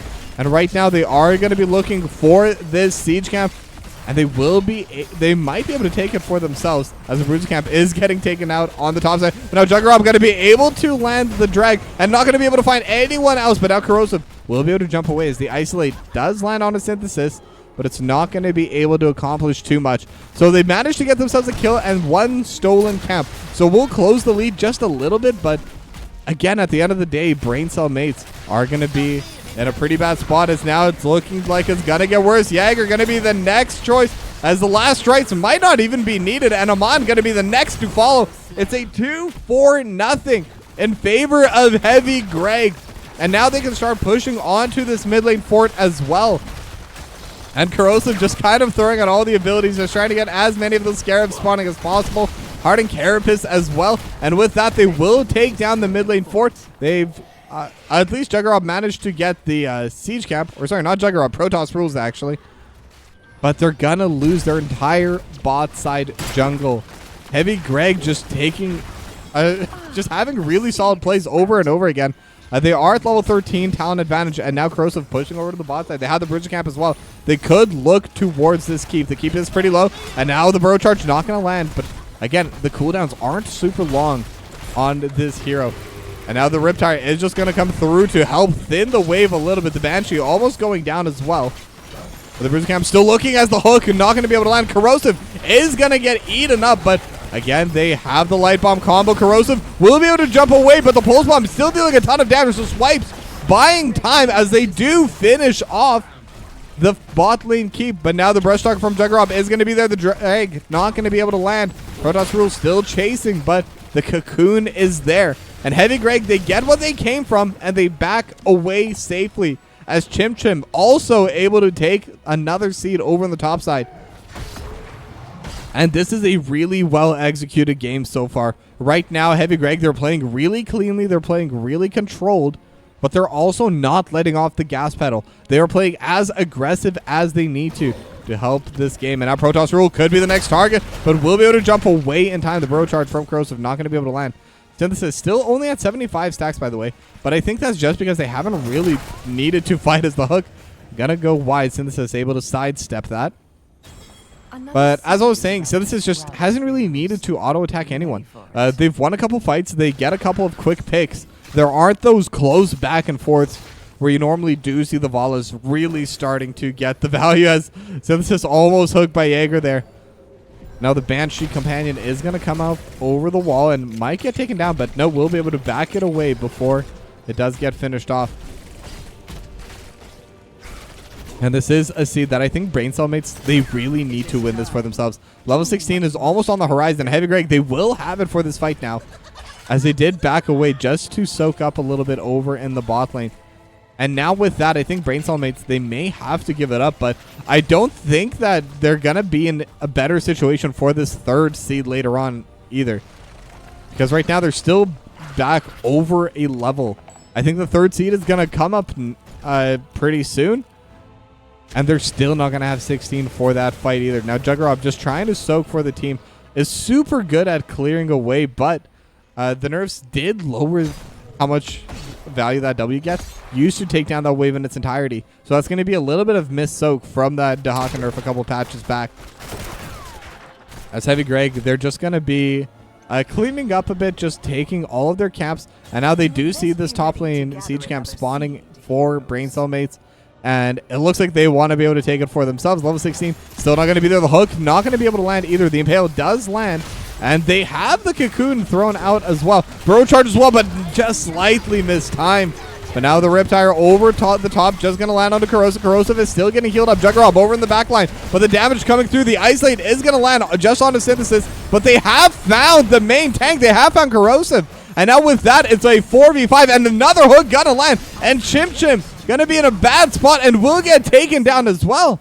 I said they weren't going to be in a better spot, but I think the spawn of the seed was a better spawn location for Braincellmates. They were able to kind of continue defending their base. They're not fighting in a position that was so far away for them.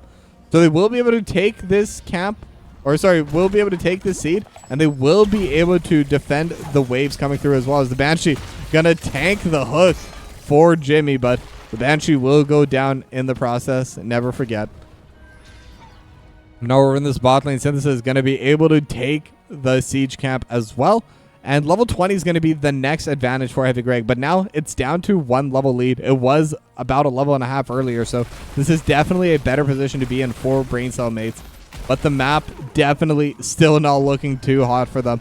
They still only have 2 keeps remaining for themselves, and they need to win every fight. They need to win at least 2 more, and that's just to get the objective for themselves. And right now, Heavy Greg, they're not scared to walk forward. They're going to be able to take the Bruiser Camp, but right now, Corrosive going to get hooked backwards, but will be able to just back away with a bro charge. And the waves are still pushing in. They have the Bruiser Camp over on the top side. Juggernaut is trying to get back into safety. Synthesis could be looking for the stun, and oh, the stasis comes out just in time. As now Juggernaut going to get stunned up, and with the Impale as well. And there's no more stasis, so that's just going to be a kill. Heavy Greg just going to be able to get themselves that pick off just before the seed spawn. And this will be it. This will be the Garden Terrors getting spawned for Heavy Greg. And this could be a very solid opportunity for them to potentially look to end the game, as they're struggling a little bit to get the final channel. But Corrosive, Synthesis, and Randy Newman, they're all pushing out that mid lane. And it looks like that's where they want to go. They want to try and take this mid lane keep for themselves right now. And the bot lane is still pushing in a little bit, but there are no more structures there except for the core. Corrosive was in a bit of a weird spot, but will be able to just back away safely with that bro charge. Impale is going to land as well. Jaeger taking a little bit of poke damage over the wall, but with the healing will be fine for now. But the wall is gone, and this Garden Terror is still very, very healthy. And they're now aiming for this mid lane. Jaeger almost finds a hook on Randy Newman, but not going to be able to land it. Going to go just slightly between them. So this mid lane keep is going to be gone. They found Corrosive, but again, the Bro Charge is going to be there. And now the Isolate does get thrown by Juggernaut, but it's not going to be able to get any value. Just going to be a mild annoyance as they're not able to mount, and that's it. But now the couple autos coming through. Corrosive does throw out, and Nixus is going to get stunned up, but with the Leap of Faith, going to be back to safety. And now they have Jaeger found Corrosive. They have the Chastise as well. Corrosive is going to be the first to go down, and now they found the Drag as well. And they're just going to take down the front line again. Chim trying to back away, but is actually doing quite a bit of damage, but not enough in the end. That's going to be another 2-0 for Braincellmates. But it's not really a 2-0 because they lost 2 of their keeps. And I think Heavy Greg, as long as they don't lose too much off the back of this, they're fine with that trade. And there's no waves for them. But Randy Newman could be in a dangerous spot. Juggernaut could look for the drag, but the positioning just isn't there. The minion wave, luckily for Randy Newman, was in the area, so there just was no angle for the drag. But now Synthesis could be the next target. The hook is not going to be able to land. Synthesis able to vault away from it. They will steal a couple camps, but again, Heavy Greg, I think they're okay with it. Because right now they have all their forts available, and Braincellmates have nothing. All they have left is their core. There's going to be massive waves pushing into top, through mid, through bot lane. Everything that they're going to have to deal with. Juggernaut just trying to clear this bot lane. The top lane's pushing in the meanwhile. And now Braincellmates trying to get something for themselves. They're looking for this mid lane fort, but right now, Heavy Greg, they have all respawned. They could definitely look to fight this. Corrosive is here as well, but they're not going to play aggressively. They're just going to back away and force Braincellmates away from the fort. And again, the seed is going to be spawning again in 20 seconds. And Heavy Greg, they can just keep fighting over these seeds. There's no reason for them to really overextend. They don't need to force any kind of play. They can just slowly but surely just wait by the seeds until someone from Braincellmates goes back to defend their base. And they will have to do that because the minions are strong right now. The waves are very powerful, and now they're looking for a fight over onto the siege camp. Heavy Greg just gonna once again walk forward and will be able to retake it, but Synthesis is gonna get hooked, but is there any follow-up? Jaeger, they have the light bomb. Synthesis not gonna get hit by the light bomb, but will get hit by everything else, and that's gonna be a massive pick-off for themselves. But again, the seed still might go the way of Heavy Greg, as Chim is gonna start channeling it, but the cleanse perfectly timed. Then Chim will be okay. But now Corrosive is going to be the next target. They have the cocoon on Protoss rules. They do get the seed. And now Chim still trying to fight. So at the end of the day, it's still going to be the seed going over the way of Heavy Greg. They do lose 1. But again, they don't care too much. But I will say, out of everyone to lose, Synthesis is definitely the worst to lose because of the Hatred stacks, because of Creed of the Hunter. That is a Gambit talent. Corrosive is now here. Jaeger as well. The Impale does land, and now the Bro Charge as well. They could be looking towards Jaeger. And again, the rewind coming through from Corrosive, but with the Leap of Faith, Jaeger is going to be in a really safe spot and won't be taken down quite so easily. But neither will this mid lane forward, Heavy Greg. They're not letting them get anything back in their favor. They'll give them the kill, and that's it. And for Braincellmates, at the very least, they will be able to secure themselves this Bruiser camp. I definitely don't think this would have been theirs if they didn't manage to take down Synthesis. But, I mean, it's only going to help a little bit. It's not going to add up too much. But now the seed has spawned, and they are looking towards it. They've already cleared away everything. And now they're channeling Chim trying to walk forward. But with the trap there, they have the pulse bomb as well. And Chim actually gets taken down to half HP. And that will be a seed going the way of Braincellmates. A little bit slow on the rotation for Heavy Greg. But now the push happening over through this bot lane. They will be able to clear away the Bruiser camp from Heavy Greg. But again, the waves are still going to be pushing forward. And now Heavy Greg, they want to continue pressing forward here. They just want to throw Braincellmates right back into their base. If they're in the base, they can't contest onto any of these objectives, onto any of these seeds. And, I mean, that's perfect for Heavy Greg. They don't want them to be able to contest onto it. And right now, that's kind of the position that Braincellmates are in. They're still slowly but surely clearing away these waves. They have been surviving. I mean, the positioning definitely hasn't gotten any worse for them for the next little while. And they could still give away 1 more seed before the next set of Garden Terrors does spawn. And it does look like they are going to be giving away this next one. Right now, Protoss Rule just going to be coming down to this bot lane and just going to start clearing away all of these different waves. and they will focus on that next fight, on that next siege spawn. And that next one's definitely going to change something, because it's going to be 3 seeds to either Braincellmates or Heavy Greg. Someone is going to spawn the Garden Terrors. The question is who? And I really want to see where this next spawn location is going to be. That was one of, I believe that is the single worst location for Braincellmates. So no matter where it is now, it will be at least in a better spot. But now the siege camp has respawned once again, and Heavy Greg continuing to fight for it as another cleanse used by Chim Chim to defend into Jaeger's hooks. And it is going to be over in the middle of the bot lane, or like near the bot lane. So this is a slightly better position for Braincellmates, but not by much. They're still going to have to exit their base pretty far. And with the pushes still being very deep into their base, it's not going to be an easy contest for them. They have to play fast. If Heavy Greg just plays slowly, they will be able to slowly but surely just force Braincellmates back through the macro play. But now this will be a pretty major fight, because both teams need this. But Jaeger starting to walk forward, will be able to spot out on the corrosive. Jaeger getting jumped upon, and now they have the slow, but with the leap of faith, Jaeger going to be able to back away. Is another hook coming out, but the cleanse from Chim Chim was there in time. Not that it landed anyway, but the cleanse has been used. I'm not sure what the cooldown on that is. But now Juggerob looking for the back line, will be able to dodge away onto the brush stalker, or onto the burrow charge, but not going to be able to find a corrosive. Goes back in, and now they have the gorge, and now they're finding the tank over to the back line. They're able to get corrosive down, and it is going to be a 1-for-0. Juggerob gets taken out really low, but does not get taken out of 0. And now they have the 4v5 without the tank. Another hook is going to land on a Synthesis, and it's a 2-for-0. Braincellmates just going to be able to take the advantage of this team fight as well. And they're still looking for more. Another hook not going to land on a Randy Newman, and the game will go on.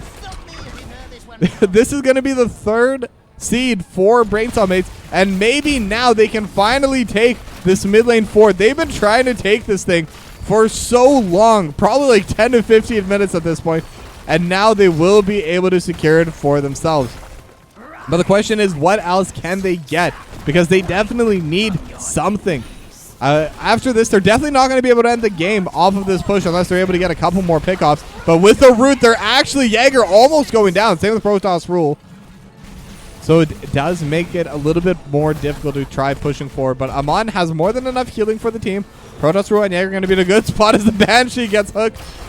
And not going to go down, able to just fly over the wall. But now the Garden Terrors are here over in the mid lane. They are looking for this wall. They could even be aiming for this keep. But all 5 members of Heavy Greg are going to be available. They have the hook on a corrosive, and they have the gorge as well. Light Bomb going to get thrown out, and onto corrosive, and corrosive will get taken down again immediately after respawning. And now Chim Chim is trying to deal some damage over onto the front line. They have the silence as well. The Lurking Arm just going to keep Protoss Rule in a bad spot. And last rites were thrown out there by Chim Chim 19 as well. Now, the Garden Terrors are all gone now, so it is still going to be all the forts standing. Did take a little bit of damage over in this bot lane, and the walls are gone for both top and bottom, but still, Heavy Greg, they're still happy with his positioning as long as they're able to kind of defend with corrosive being gone once again. But I think that's really the difficult part right now for Braincellmates. They can take down corrosive. They can even sometimes take down Chim Chim and Synthesis. But what else can they get with it? Because right now they're still at 0 seeds. They're going to need to get all 3 in a row before Heavy Greg can really get their push going. So it's going to be difficult for them. At the very least right now, one big advantage they have is they are able to take down the camps. And with that, they actually will be able to secure that top lane fort. I don't think Synthesis and Randy Newman will be able to stop this. So at least reduced pressure now in the top lane and in the mid lane. And now they're going to have the Bruiser camp pushing in the bot lane as well. So this could be an opportunity for Braincellmates to try and take down this bot lane fort as well. They do have 4 members there. Protoss Rule just going to be taking the siege camp in the meanwhile, but can obviously join in with the team very quickly. I trust you know what to do. But now the next seed is going to be spawning, and it will be spawning on the side of Braincellmates. They will have the Bruiser camp pushing out in this bot lane, and Heavy Greg, they're just going to send all their members to try and push this out. I think they're waiting for a good spawn for themselves, and then they're going to start contesting onto that seed. They're okay to give away 1. They're not in a rush at all, but we're starting to get pretty late into this game. We're already at 25 minutes just before. And this game will definitely last at least 25 minutes. Even if everyone just goes down right now, it'll still take that time. But the question is, who's going to be able to come out on top here? Heavy Greg definitely still in a good position for this map, but definitely not in as good a position as they were. Braincellmates, slowly but surely, they're clawing back the map state. They're clawing back this push. And in fact, they're up a little bit on experience. They're level 24 to Heavy Greg's level 23. About a half level lead now. Levels do take a long time to come up right now, so it's not going to make too much of a difference.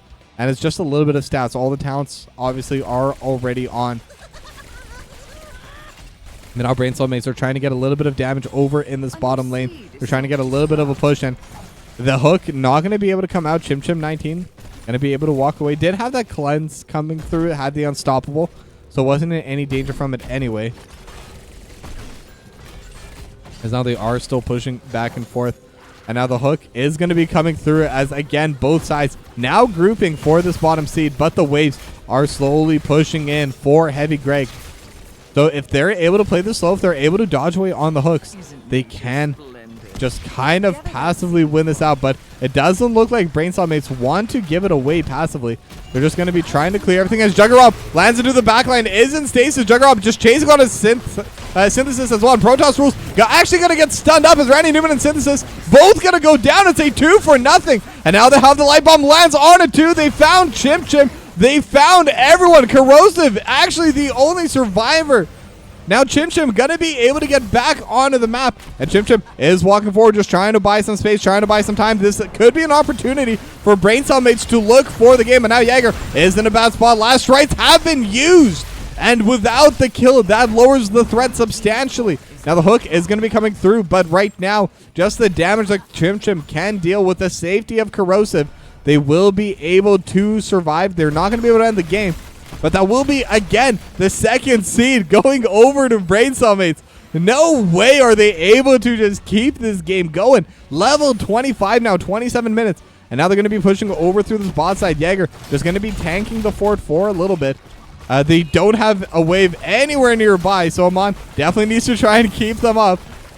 But they should be able to take this for themselves. So again, reduced pressure in the bot lane. There's still going to be passive pressure going the way of Heavy Greg, but it's not going to be as substantial. Braincellmates have bought themselves a little bit more time for the next team fight.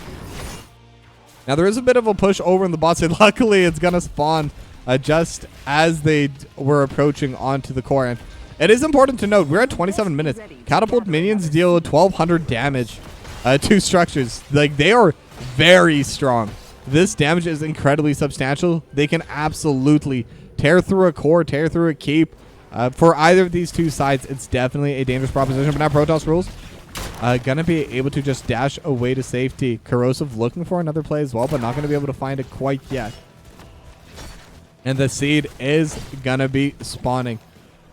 And it is going to be the 5th seed. And again, whichever team gets this, it's going to be in a much better spot. And now Chim looking over to the front line. They're looking towards Jaeger. They have the stun, the impale, Rain of Vengeance. But again, the Leap of Faith going to be able to keep them safe. Riptire does buy a little bit of space, but there is no extra oomph. So that's going to be a major cooldown that's no longer going to be available. And now with that, Heavy Greg, they're going to have the first move onto this point. Now Jaeger is trying to get in a position for the hook. Corrosive trying to block it and won't be able to land. But now the Brush Stalker from behind Juggerop is going to be there. But now they're all turning onto Juggerop as Chim just trying to buy space over to the front line. They're aiming for this Dahaka. They have quite a bit of damage, and they will be able to take down Juggerop. The last strike's going to have more than enough damage. And now Jaeger is going to be the next target. Is on the front line, but has the bomb. And they're able to get on to Corrosive. But again, the damage is just too high. And they're able to take down Protoss Rule. And I believe with that, Heavy Greg are finally going to be able to end the game here. Still chasing over on to Nixus and Amon. But with a concussion mine, going to be able to get back to safety. But I don't think it matters. They're going to have 3 Garden Terrors pushing in. 1 for each member and then some for the surviving members of Braincellmates. So Heavy Greg, they will be able to win this 30-minute slobber knocker. And with that, I mean, the series still isn't over. This is still going to be just the lead, as Heavy Greg going to be up 2-1 in this best of 5.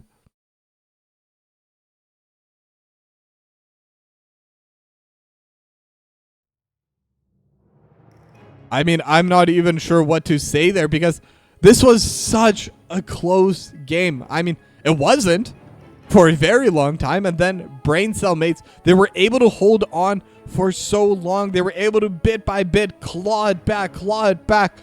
But what I always say is there's the theory of how many fights you need to win to be able to win the game. And at that stage, Heavy Greg needed to win 1 team fight. Braincellmates needed to win 6 or 7. But what's crazy is they managed to win 5 of them. So that's just how close that series was. Now, the series still isn't over. This is a best of 5. So at the very least, we'll have 1 more map, maybe even 2. So if you're looking for some more NGS action between Braincellmates and Heavy Greg, don't go anywhere. We'll be back in just a couple minutes.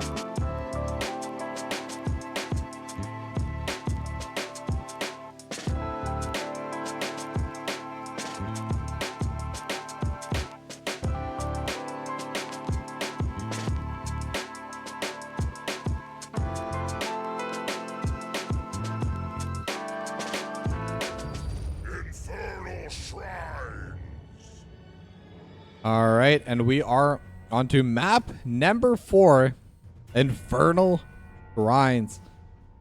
Now, this is where things are starting to get interesting because this is a best of 5 with 4 maps banned. There's a lot of maps that are just that are usually not touched in these series that are going to be seen now. Almost every single map. I think every map except 2 is either going to be played or banned, assuming we do get to those 5 games. But before we do head into that, once again, quick shout out to HelloFresh, the sponsor of today's stream. If you've been considering trying out HelloFresh, if you've seen the great product that it is, and you wanted to give it a try, be sure to try and use it through my link. Now is the best time to do it. And it definitely helps support me a lot and helps me bring all of these great casts to you. But now, again, forgot the predictions. Those are going up right now. But we have the draft already underway. The bans are still going to be the same. I don't expect any changes there, but a couple changes here. Hogger going to get locked in for Juggerop, and then Synthesis once again on the Vala. If it ain't broke, don't fix it. And Corrosive is going to be playing on that Joanna. But now this is different. Mephisto for Protoss Rule and the Anubrak for Jaeger.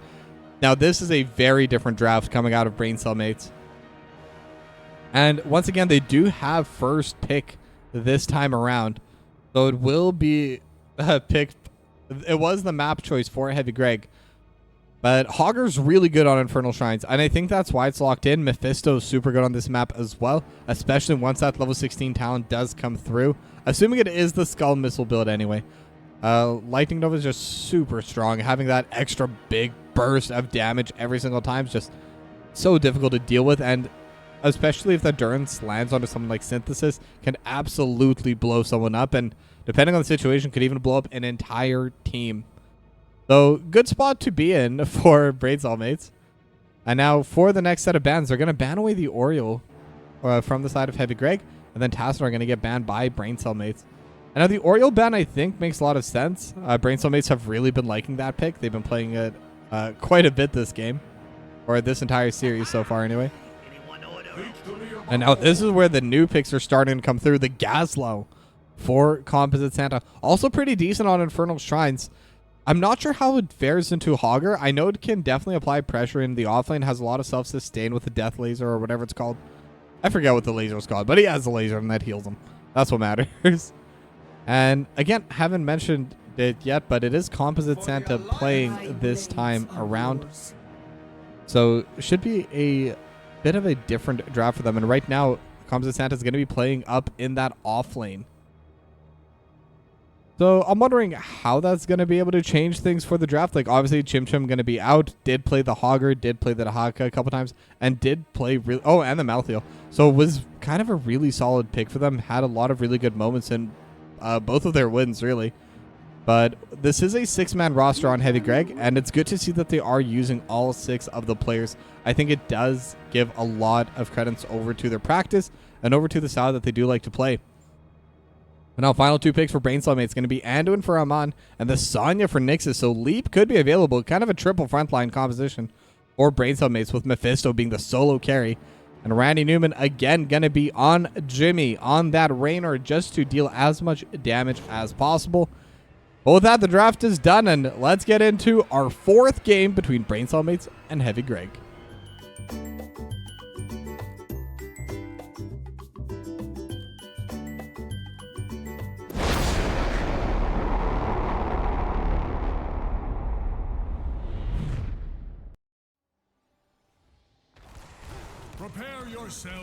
All right, and here we are. Map number 4, Infernal Shrines. Heavy Greg currently leading Braincellmates 2-1. So this could be the game that Heavy Greg need to go straight to the semifinals, go straight into the top 4 for Division B East. But Braincellmates, they're gonna try and stand in the way. And last time they faced off, just a couple weeks ago, I believe just 1 week ago actually, Braincellmates did win 2-0. So this could be a very solid opportunity for them to try and win this as well. But interesting challenge choice already. It's going to be Puncturing Arrow this time. Synthesis has played the auto attack build every other game. So this time I'm going to try something different, but now the team fight's starting to break out immediately. The Condemn does land onto 3 as the laser. It is the Death Laser. Okay, I had a feeling it was. Going to be able to land onto 3 as well. But I think what's really interesting about this is it is going to be a little bit difficult to try and stack up the Hungering Arrow. There's going to be all the little scarabs coming out from Jaeger. Protoss Rule might be the main target for it. Does help burst down onto the Mephisto. But yeah, at the very least, it's interesting just because it is different from everything else that Randy Newman has been doing so far. But now Protoss Rule gonna take a decent chunk of damage there as Randy Newman does get rooted up by the Chastise, but no follow-up is available. And it is also going to be the Lightning Nova build coming out of Protoss Rule. Now, it's not going to scale quite as hard for teamfights as the Scald Missile build does, but it is still very powerful. It will still definitely scale up quite well. But the question is just going to be how well, and how well can they fight in these team fights. I think it is going to be a little bit more difficult because, especially as a solo carry right now with the triple front line that Braincellmates does, I would have liked to see the Scald Missile build just because I feel like it would be able to give them more security in the late game and more scaling.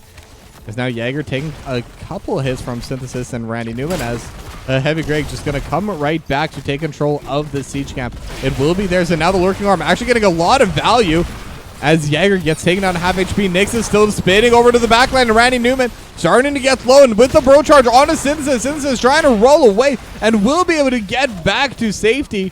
But Braincellmates gonna at least be able to secure the siege camp for themselves. But how First Blood didn't go over, I have no idea. Heavy Greg managed to back out just in the nick of time, as now Protoss Rule still dealing so much damage over to the backline.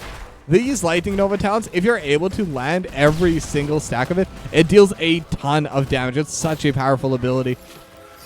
And it will give that little bit of extra shield as well. Will provide a little bit of safety, but with a 5 stacks of Puncturing Arrows so far, not going to be too much of burst coming out from Synthesis, but as they get later and later into the game, as they get more and more stacks, it will become very dangerous. And there we go.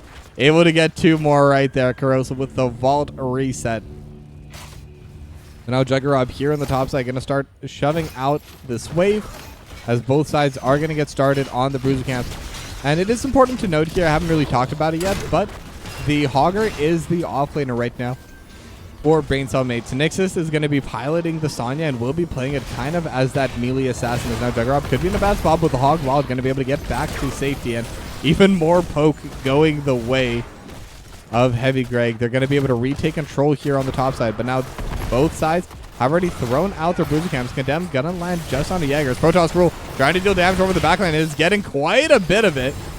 And the Hog Wild is going to get used. But again, the damage favoring Heavy Greg. They're going to be able to get the inside track. They're going to be able to finish off the Bruiser camp first. And maybe they can get started on this shrine that is already ready on the top side. But Protoss Rule dealing so much damage over to Synthesis in the backline. And that's going to change things. But right now, all 5 members of Braincellmates are here. And Composite Santa just getting value in the mid lane and looking for the bot lane as well. Now Jaeger going to land the Impale on the Corrosive. And the Chastise will also land on the Randy Newman. But neither side wants to full commit yet. Right now, it's just going to be Heavy Greg pushing them out as much as they can. Now Corrosive going to be in a pretty solid spot for it. It's just going to be trying to shove the wave in. As now Randy Newman and Randy Newman are both going to be starting to clear away onto these skeletons. It's 15-6, and now they're looking for Nixus. Quite a bit of damage, but gonna get blocked by the Scarab. And now they may have found Synthesis, but a lot of healing is going to be coming through from Randy Newman. So they are going to be okay for now, but it's 15-15. So now the skeletons are finally going the way of Heavy Greg. They finally have the advantage. Condemn lands on a 4. Corrosive just standing over the front line. Protoss Rule just dealing as much damage as possible. They have the Bro Charge on the 2. Composite Santa going to be the one targeted down. Starting to get pretty low and will be the First Blood. Go the way of Braincellmates. And as they do retake control onto this shrine. But they still have the HP to contest. Corrosive still fighting onto Nixus. Has the Condemn as well. The penetrated ground not going to be able to land us now. Synthesis is going to be getting targeted a little bit by Protoss Rule. And a lot of good damage dealt there as well. 28-28. Both of these two teams, they really want this first Punisher for themselves. And now Nixus jumping on a Synthesis, but taking a lot of damage. But now the Bro Charge going to land back as they do take down Nixus. But can Synthesis get back to safety? And it looks like they can, but the Punisher goes the way of Braincellmates. And now the Mortar Punisher going to be shoving it in through the top side. So it's 1 kill for 1 kill overall. But with the Punisher going the way of Braincellmates, they might be able to get a little bit more advantage as they do have a half-level lead already. Now this Punisher is going to go down very quickly. A lot of damage available for both Synthesis and Randy Newman. That's going to help quite a bit. But that's still going to be the wall going down in this top side. And I think for the first Punisher, that's about all you can reasonably expect. Just from the regular push. Again, it doesn't deal a lot of damage yet. It isn't super tanky. So not going to get too much value out of it. But they're still up in experience. They're still able to get the first move over to the mid lane and even get started on their siege camp early on. And I think that's some other repercussions of being able to take that objective earlier. But now Randy Newman squared. They're going to get started on their own siege camp. Synthesis is going to hop in to help as well. But because of the first move for Braincellmates, they're going to get started on this bottom siege camp. They also have their level 10s ready already. They have the heroics. I don't know if they'll try to look for a fight. Corrosive is the only target here on the bot side. Definitely not the target you want. Yeah, with the Iron Skin, should be pretty safe here. As it is going to be Durance of Hate taken by Protoss rule. Sometimes we do see the other heroic chosen, but not super often. As the mid lane wall does take a little bit of damage from the Impalers of Heavy Greg. But now Braincellmates, they do have just a slight advantage so far, but nothing to write home about yet. Nothing really too meaningful. As the Impale is going to land on the Corrosive and Synthesis, just going to, once again, be in the way, try to buy a little bit of time. And now Synthesis might have walked up a bit too far. Is going to get hit by the Bro Charge. Durance of Hate lands onto the backline as well, as there's a solo kill over in the offlane. I say solo kill, but it was with the help of Nixus. Juggernaut and Nixus is going to be able to take down the offlaner for Heavy Greg. I believe Composite Santa. Yeah, Composite Santa. There we go. Sorry, it's starting to get a little bit late for me as well. But now they're going to be able to defend onto their bot side. And now Juggernaut just getting a free push here in the top side.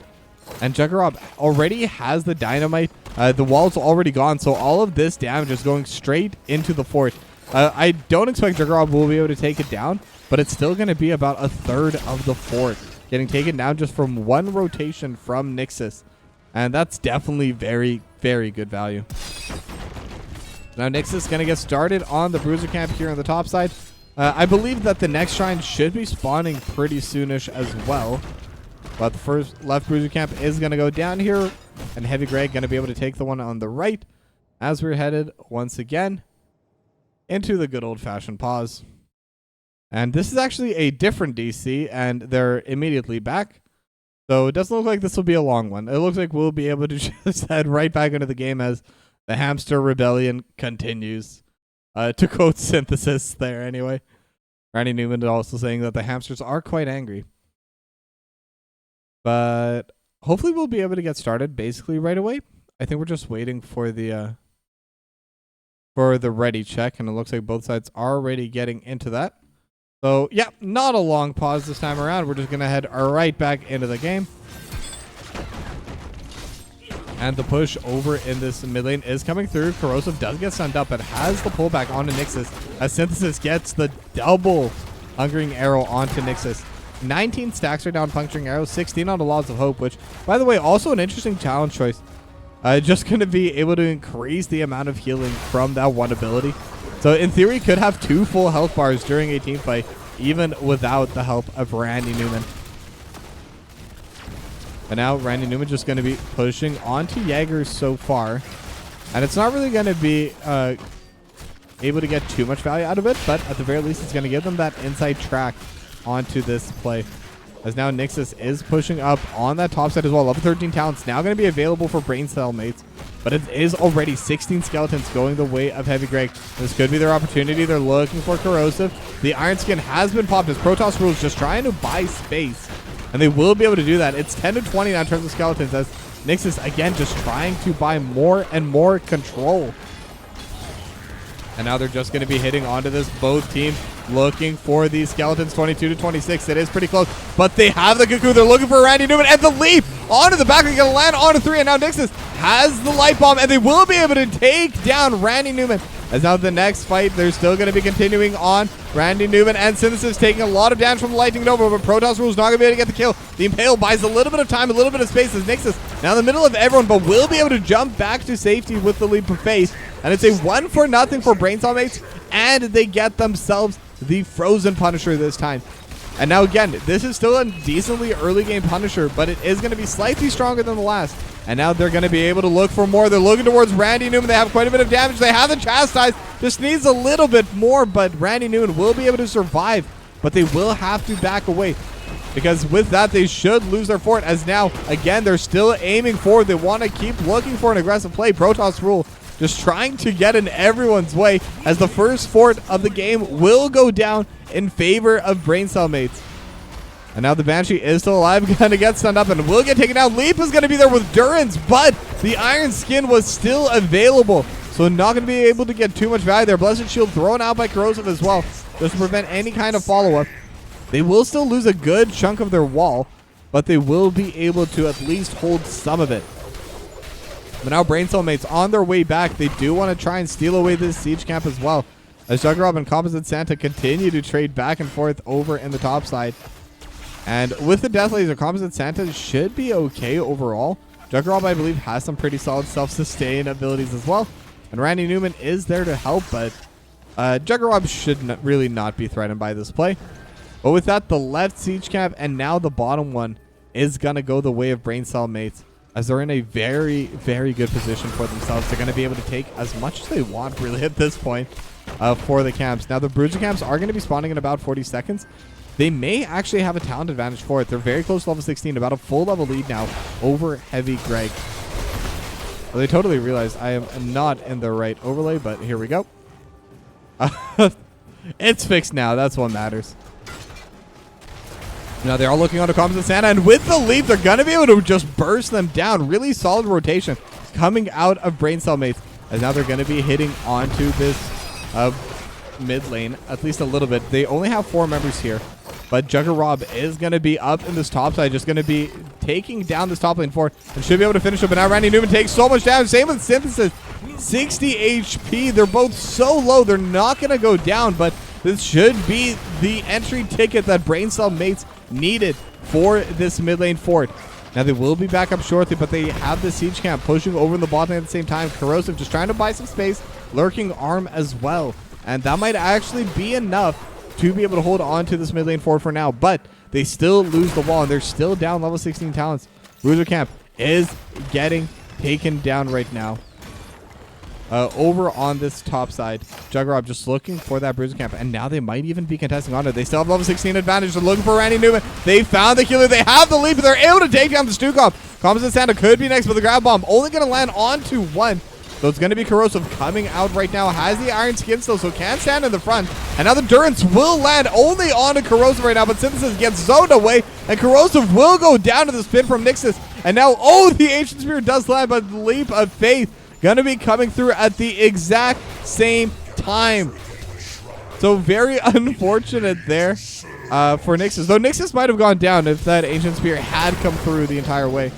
But that's still going to be a massive team fight, and they're going to have the double Bruiser camp pushing onto this top side, and they're looking for the top lane. While a Synthesis also going to go down. Protoss rule able to find a really solid angle as Braincellmates. They're looking really strong. They're looking for Composite Santa now. Light Bomb is going to get used, but unfortunately they're not on the same page there. But at the end of the day, they're not going to get punished for it. They're just not going to get as much value out of the win that they've already gotten for themselves.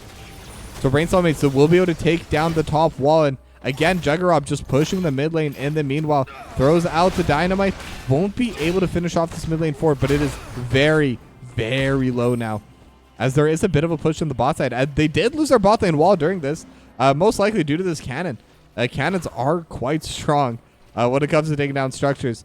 And while Heavy Greg are trying to get their waves back in shape, Braincellmates, they're really just getting this top lane Punisher. I believe it is going to be the Arcane Punisher up in the top side, but they will lose their bot side siege camps for it. I think Heavy Greg's okay with this, though, because this is going to be a really solid opportunity to take this top lane keep. Heavy Greg, they're just trying to get something back for themselves, because they're down almost 2 full levels. Braincellmates, they're having a massive power play right now, and this could be an opportunity to get at least a keep. If they're able to get a team fight off the back of this, it could be even more.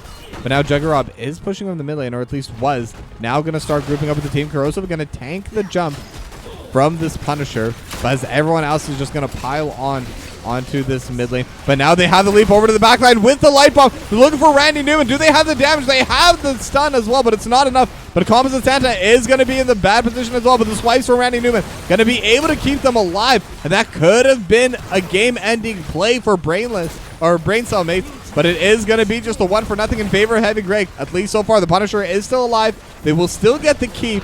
And I do really like that look from Braincellmates, because if they don't get the kill, or if they do lose the 1-0 like they did, they don't really lose too much for it. They might lose their mid lane for it, actually, as I say that, but they will have already traded it. They managed to take the mid lane for it here.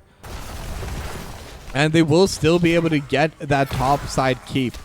So Heavy Greg not really going to be able to get too much out of it. And actually, they're able to keep their fort alive, just 250 HP.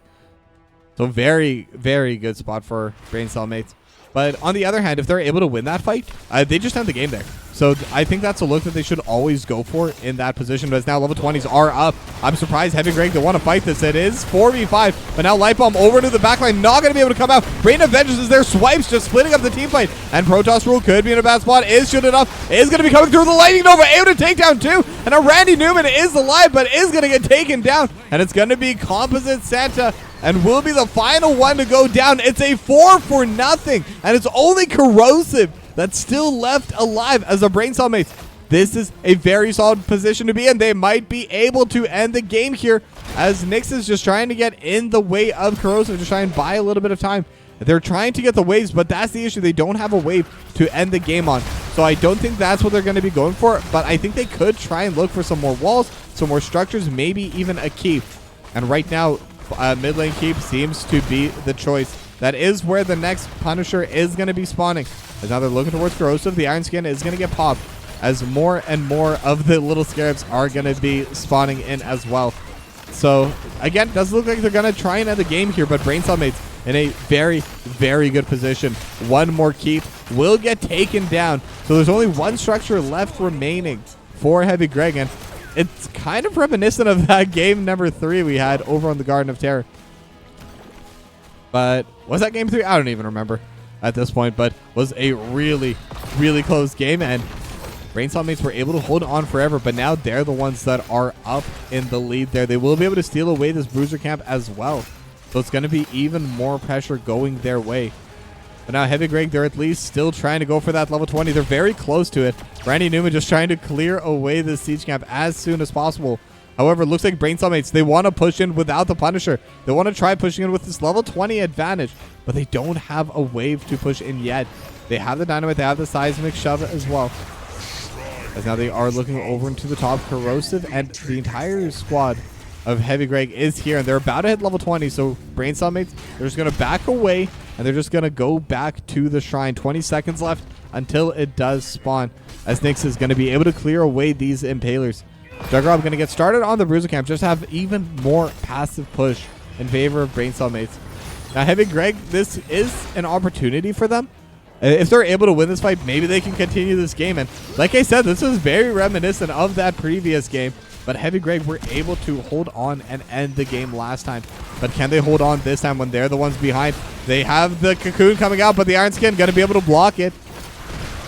Now Corrosive is still going to be up, but doesn't have it. And now Leap over to the backline with the Light Bomb. They're looking for it, and the Durance follows up. Synthesis going to be the first to go down. Grab Bomb lands on it too, but Corrosive still trying to survive at 600 HP. Hortipult going into the backline. Composite Santa in a bad spot. Will get stunned up. Will get rooted down. And it's a 2-0 in favor of Braincellmates. And now they should be able to at least take this Punisher. They already have the Bruiser camp pushing in the top side. They already have the cannons there as well. But it looks like they're not going to push with the wave. They're going to push with the objective. They just need to kill a few more skeletons, and this will be their opportunity to get at least... Actually, there's no keep here.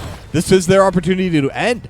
This is going to be their opportunity to take us to a game number 5, to take us all the way through this series. And now they're walking through. They're going to try and get what they can here. Nixus going to get pushed back. A little bit of poke going each way as Protoss Rule just using Lightning Nova, just trying to zone everyone off of this mid lane. Trying to let the Punisher get as close as possible. It is a Mortar Punisher, and they are pulling it towards the bot lane keep. But now they have the light bomb. Nyx is going to be able to jump onto Randy Newman. Now Hornipult as well. Staggering blow into the wall, but Randy Newman's still alive, but not for too much longer. The healer is gone, and now they have the Durance as well. They're looking for Corrosive, but they decide to back away. Now they're looking to end the game. 60% left. They're just hitting onto anything and everything. Jaeger is still alive, but they're able to take down Synthesis. They're able to take down the core, and we are going to a game number 5.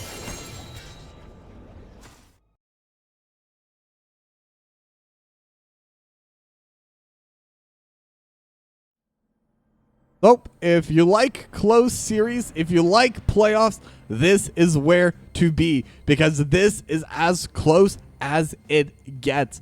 Right now, we're going to a game 5 for Division B East. The semifinals on the line. Now, there's only 3 maps to choose from, so going to be interesting to see where we go. Cursed Hollow is still available.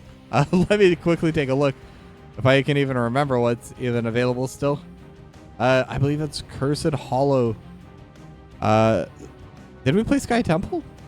Sky Temple's available if anyone wants to do that. So, I mean, there's a few. But we'll see what map they decide as we head to a short break. And then immediately back to game number 5. Do not go anywhere.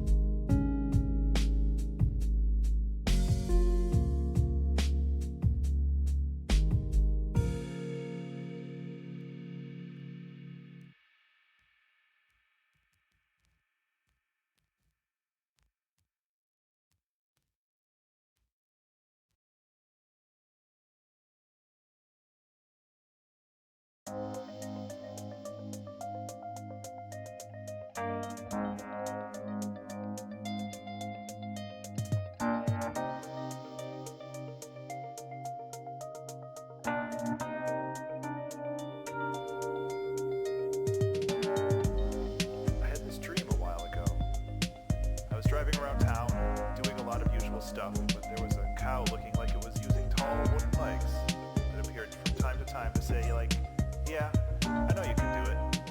You have my trust. When I was little, I had a tree outside my bedroom window, and the moonlight spread its shadow across my ceiling. And sometimes when I woke up in my groggy state, it looked like spider webs.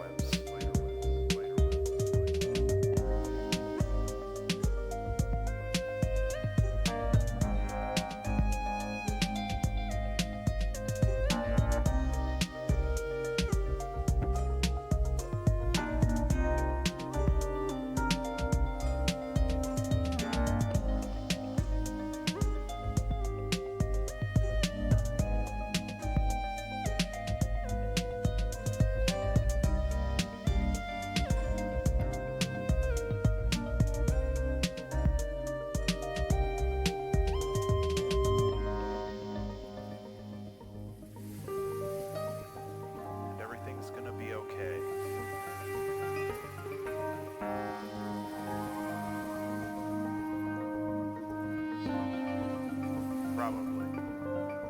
It's hard to tell.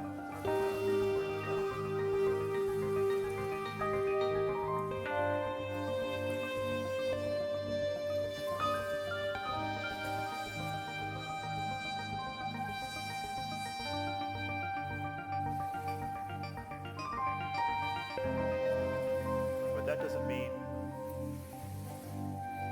that you should stop dreaming. The feeling I get from this is waking up in the middle of the night. Cursed Hollow.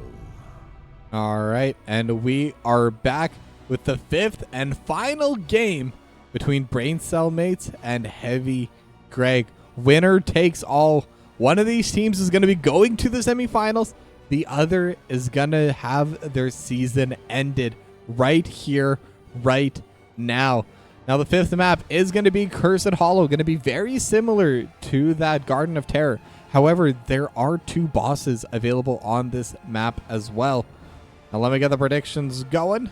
Timed perfectly this time. With a 30-second delay, it should have started just as the draft began. You're welcome. I know it doesn't really matter, but regardless, actually going to have the first change of bans we've seen so far. Falstad is going to be still available on the map, and Mephisto's going to be banned away instead.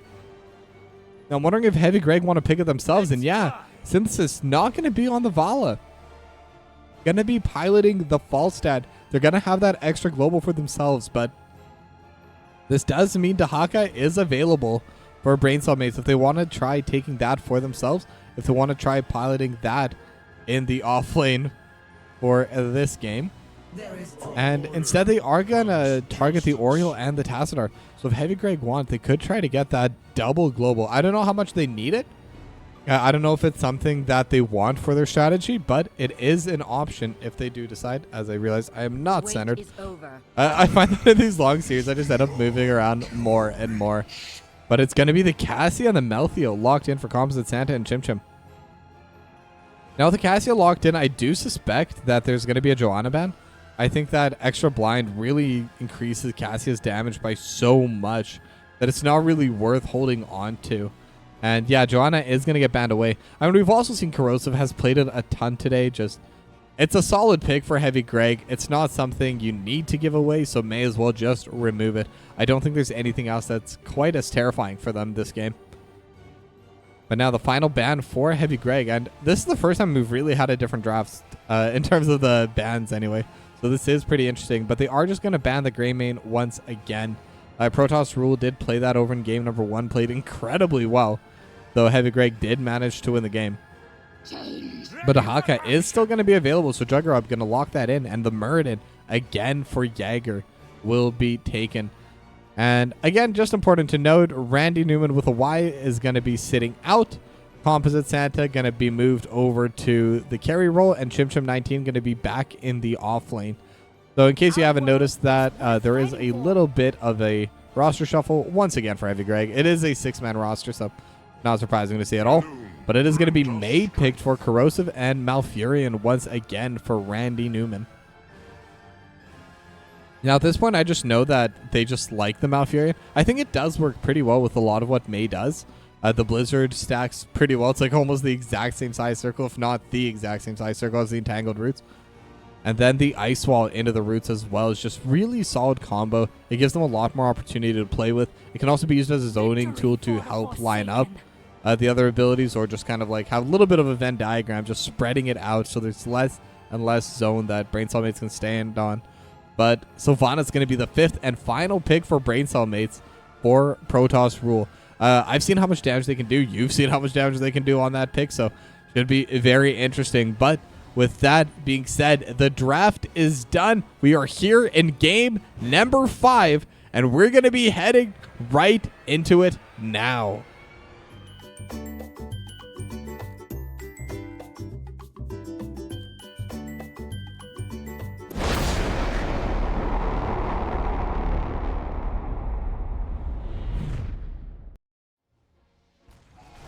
Prepare yourself for battle. And now we are here. We are getting ready with these games. And Spudmax, thank you for the on-screen celebration.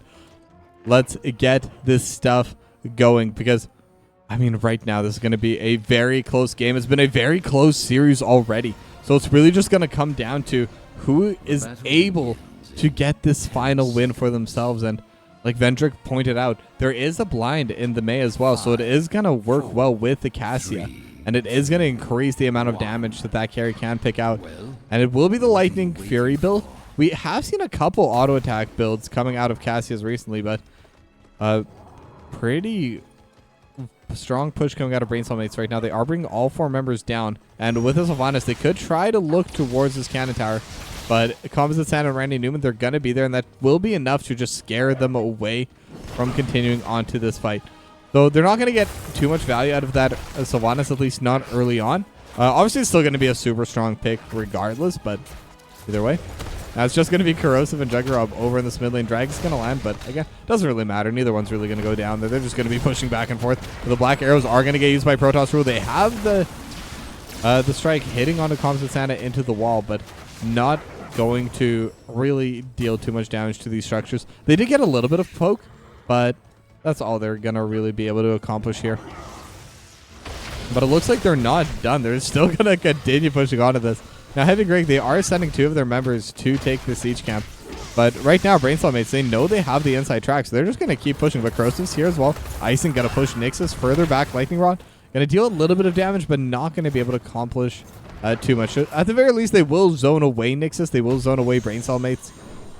And they were first to get started onto these neutrals. So Composite Santa going to be able to take away the siege camp. But Protoss, Rule, and Amon, they should be very fast at taking down these neutrals. The Bruiser camp is going to get started by them, as the Bruiser camp also getting soloed out right now by Chim Chim.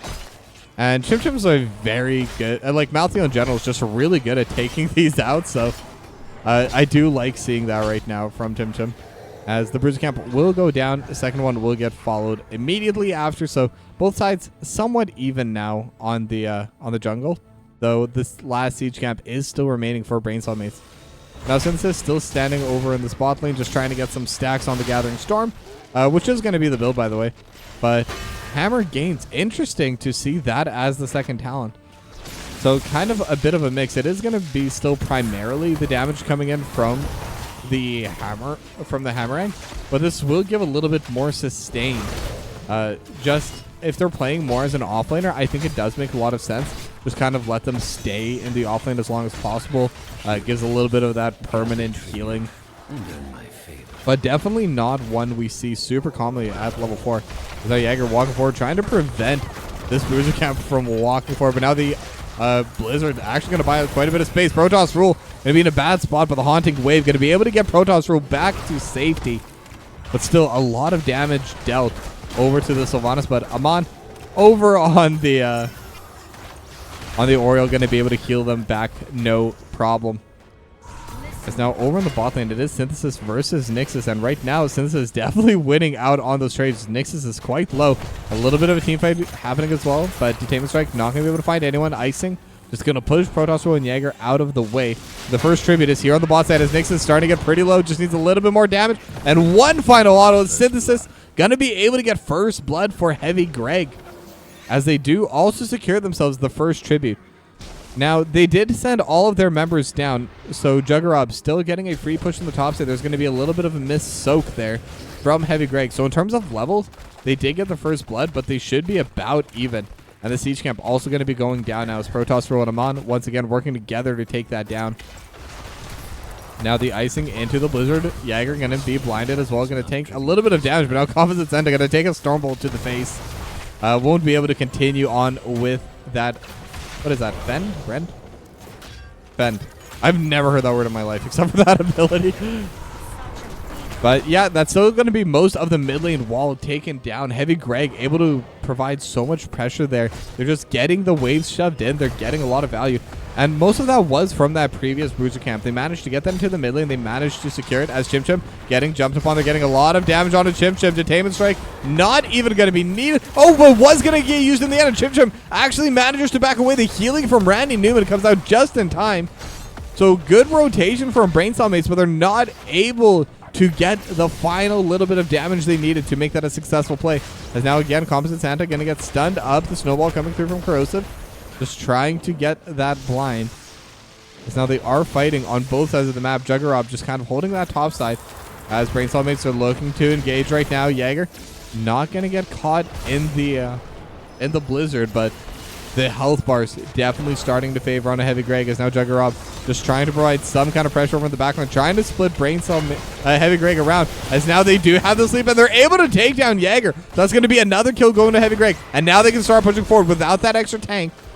There's really not that much for them to fear. And now Nyx is still standing on the front. Corrosive starting to get pretty low as well and will get taken out by Amon, but it will be traded back as Synthesis will be able to get that kill as well. So it's a 2-for-1 and the tribute going the way of Heavy Greg once again. And they are just one more tribute away from the curse. And the curse is one of the most powerful objectives in the entire game, regardless of the map. Just full immediate pressure onto 3 lanes. You can dive, you can play aggressive, you can just let it split push, you can do whatever, and you will get good value out of it. But now Heavy Greg, they're going to get started on the boss, but the boss also going to get started by Braincellmates.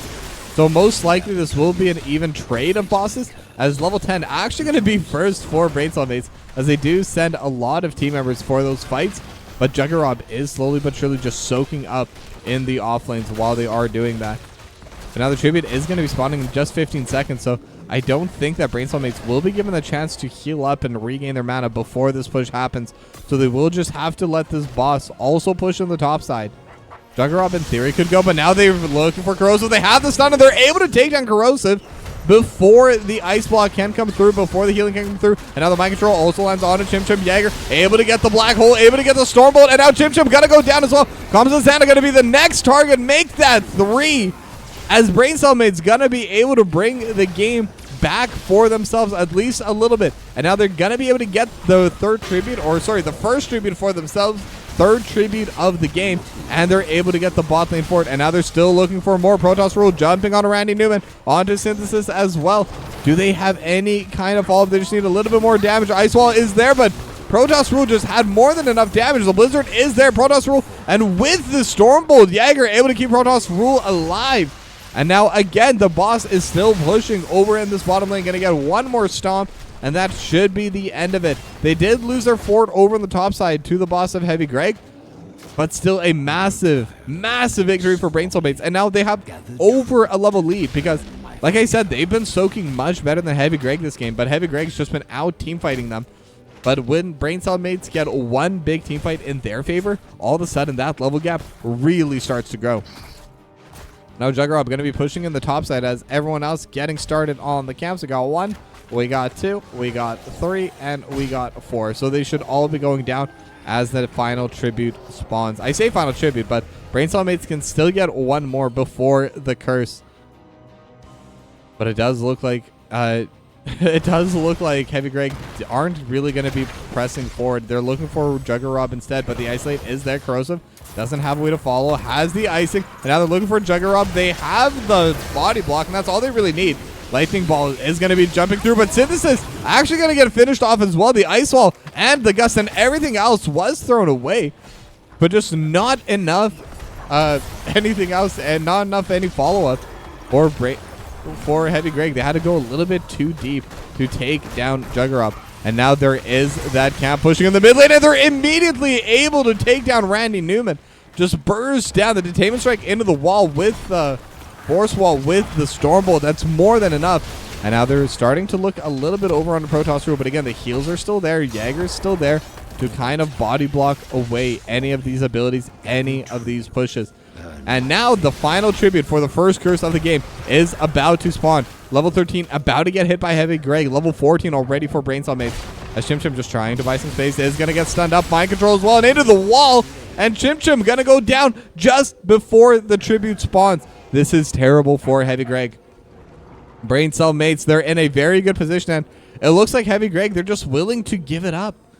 It looks like they don't want to start playing for this tribute. So the first curse is going to go the way of Braincellmates. Now the other question, how much can they get out of it? They're looking towards Synthesis. The Stormbolt not going to land. Just a little bit of damage from the Stormhammer's Protoss rule will get gusted away. And now they have the Force Wall over to the backline. Detainment Strike as well, and they're still going to be able to take down Synthesis. And now they should definitely be able to take down this top lane fort. Juggerop aiming for this mid lane fort. Chim going to come in to try and defend. As Corrosive, Randy Newman, and really the entire squad of Heavy Greg, they're going to be here as well. Juggerop going to be in a bad spot. Not going to get stunned up, but so much damage going over. Last Rites will be enough damage as they do manage to get themselves that kill over the top side. But in the meanwhile, Braincellmates, they're pushing into the top lane wall, into the second wall, and they're going to be able to take it down. And look at the minions over in the bot lane. They might even be able to get themselves the keep.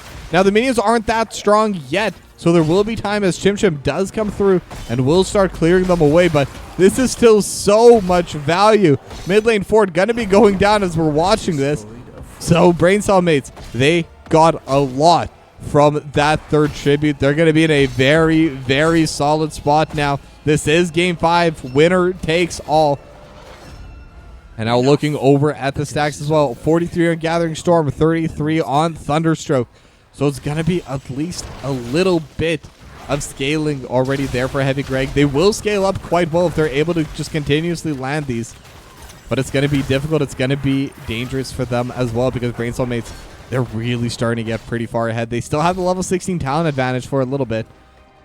But one big thing for Heavy Greg right now is at the very least, they already have 2 tributes. So if they get one good fight as a tribute is spawning, they will be able to get the curse immediately, and maybe they'll be able to get some value back. But the issue is Braincellmates, they're looking for the boss camp right now. Already down to half HP. Heavy Greg, it looks like they want to fight this. I think they have to fight this. They have something onto Jaeger. Jaeger gonna be using the Avatar, and now they have the Blizzard over into the back line. They're able to find some space, but again, Jaeger's just surviving for so long. Black Hole going to be able to catch John. Last Rites onto Jaeger, but Chim is going to be the one to go down as Juggerop looking for the drag. Not going to be able to find it quite yet. And it's a 1-0 in favor of Braincellmates, and they're just going to get started again on the objective. There's a wave building up in the bot lane, and now Synthesis is going to get caught out and going to go down. Corrosive is in a bad spot as well. Fend is there, going to land the drag, and now Composite Santa is still aiming for some damage on the front line, but the shock ray coming out of Nixus.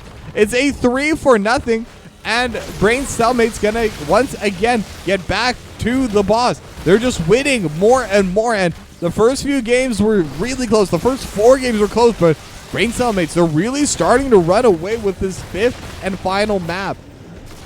They're gonna have the boss on the top side, and this time around, Heavy Greg, they're not going to be able to trade it back. This is just going to be a flat-out lead for Braincellmates. And this could be an opportunity for them to take the top lane keep. Now, Corrosive was there for the bot lane. Will be able to defend onto that keep. As Jaeger aiming for Chim this could be an opportunity. Has the Unstoppable, though. But Chim still in the middle of everyone. They have the Gust. Black Hole is going to get used with the Shock Ray as well. But Chim in a really terrible... is still going to take a lot of damage there. It's still the Gust used. As now the boss is already onto this top lane keep. Going to start pushing onto it. But again, this is just the top lane boss. There's still one that they can take over in the bot lane. It's not going to finish off the keep, but more than half of its HP will be gone. And if that's going to show what these bosses can do, right now, Braincellmates, they're about to take the one in the bot lane. There's going to be a tribute spawning here as well. There's a bruiser camp. There's just so much value in this small area. They're going to secure the boss. They have their level 19s. Tribute's going to get locked in as well by Ruggerob. Or, sorry, by Juggerob. And now Protoss Rule and Amon going to finish off this bruiser camp as well. And now they're really starting to play. They're really starting to push up. It's just going to be Juggerob with this boss camp over in this bot lane. However, as I say that, Jaeger and Nyx is going to start following as well. Amon on the way. Same with Protoss Rule. They're going to be a little bit desynced, but they will have all of their members here. Now, there is a siege camp up here as well. And Jaeger are going to get started on that. They're very close to level 20. And now with the shock ray and with the boss, they will definitely be able to get this bot lane keep. They're trying to out DPS, but the stomp will be able to get it. So now with that, Braincellmates, they're going to have consistent pressure here in the bot lane. They already have the bruiser camp in the mid lane, and now they have the inside track as well. The Chimp Chimp could be in a bad spot, has the unstoppable, but doesn't matter. The damage is just too high. They don't even need the lockdown to take down Chimp Chimp. But now they have the Crystal Aegis. It will keep them in a pretty healthy state. There's not going to be any follow-up from it. Now they do have the blind on 3, but the Bruiser Camp just buying so much space, buying so much time. They have the extra magic armor, and they're just in such good health right now. And now they have the stun over to the backline. Nyx is starting to get low as well, but the Gust going to split up the fight. Dagger going to be the one focused down, but the shields are going to come in, and Braincellmates, they're still very healthy. They have the drag as well. They have the mid lane keep, and they're looking for Corrosive, and they will be able to get it defend over to the backline. The mind control will land, though, and with the DPS, Composite Santa able to find one, but only the one. And just like that, it's still going to be a 2-for-1 gone. Chimp Chimp is going to be respawning right now, but they do have the siege camp pushing over the bot lane. Synthesis just trying to DPS as much as possible, and will be able to at least force them away, but that is going to be a little bit of permanent damage done to the core. It's going to be 61, make that 59% health left. And just like that, level 21 is available for Braincellmates, but they are just going to wait to get all of their members back up. They're going to grab their camps. There's only one more keep remaining, and it's not a super healthy one. So if they're able to get a push in that direction, if they're able to get a push in that lane, they can definitely get themselves in an even better spot. Right now, top lane isn't even pushing in for them passively. Both sides do have the fort gone in that map, or in that lane, but mid and bot right now just pushing so heavily for Braincellmates, and they're just using that to their advantage. They're just pressing so far up. And now 25 seconds for this next tribute, level 20. Not going to be there for a Heavy Greg, but Heavy Greg, I think they need to fight this, because if they lose the health from their minions, I think that Braincellmates should be able to just end the game here.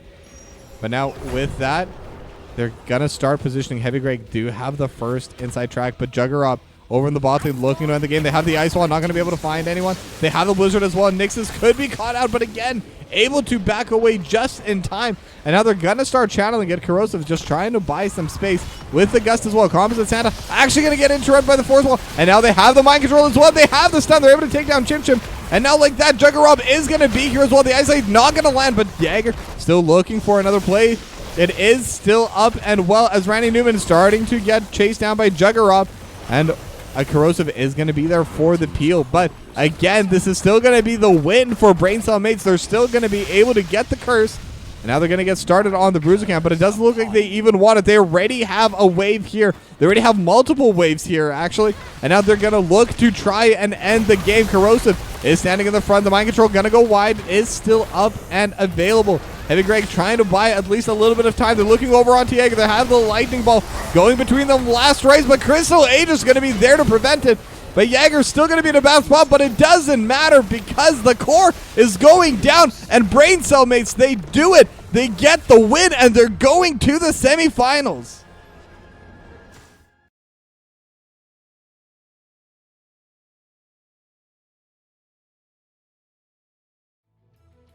And just an absolute banger series. I mean, I will say that Braincellmates, they deserve that victory. They deserve that win. But the way this series was played, whoever won this game would deserve it. Both these teams just played out of their mind. I mean, for Heavy Greg, it's definitely a heavy loss, but At the end of the day, they can keep their heads held high. They put up a huge fight against Braincellmates. They made the series super close and really put on the pressure to this higher seed 3. Well, that being said, I'm going to take a moment and try and get us a little bit of an interview as it is starting to get dark here as well. Let me find someone there.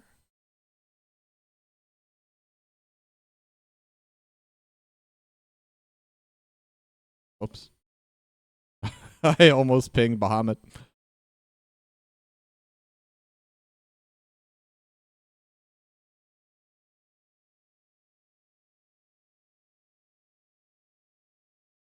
But yeah, thanks all for watching.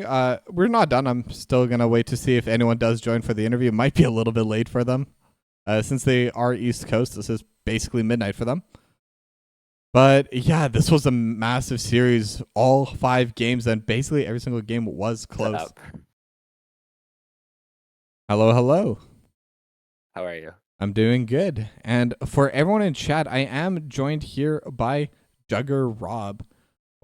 So that was a pretty tight series. 3-2 in the end. You're able to bring it back. How do you feel right now? I think we all feel pretty good. We knew. So last week we played against them, and we got a domination, but we knew that it wasn't going to be that easy. Like, we by no means like took that domination as like a sign that this was going to be an easy series, and they didn't make it easy. So, but yeah, we're feeling good, especially after bringing it home for the final 2 games. Now, you're all East Coast teams, as far as I'm aware.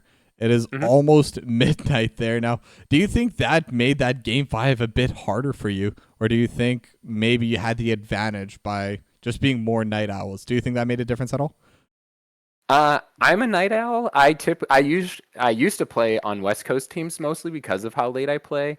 I don't know if that played a part or played a role in it, but I think, is this the first season where all playoff games were 5 games or best of 5 series? Because I feel like that may have played a part in it. But I only started casting last season, and they were best of 5s last season, so that's as far as I know.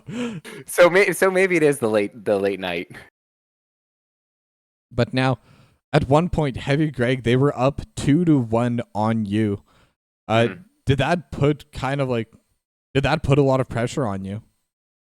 I mean, after the Garden of Terror game, I think we kind of realized that we're just like, our draft that game was not super good, and we're like, okay, we just have to reset and like go back to what was working before, and I think we were able to do that. I think that Garden game was a real wake up call. The Alterac game was really close, and it felt good until we lost. But I think once we got that Garden game, we was like, all right, we've really muffed something here, so we're gonna go back to the basics, I think. So.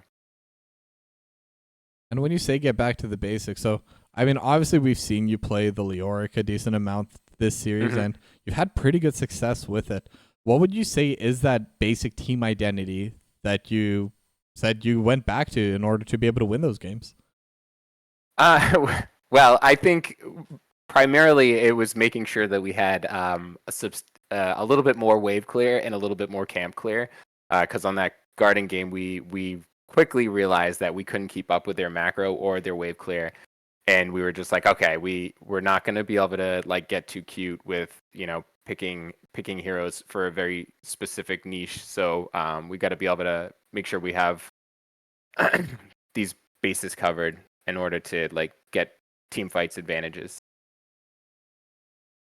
Yeah, I mean, I guess that makes a lot of sense. It was definitely rough with that Tracer. I saw that they were trying as hard as they could, but at the end of the day, you're not going to be able to beat an Exterminator Rainer. So yeah, it was up in the air, and we have had success with Tracer in the past. So it was in the moment. It looked okay because we had talked through what it specifically did in the draft, but on paper it looked good, but then when we got into the game, things panned out way differently, and that was the end result, was us getting absolutely annihilated in that game. Yeah.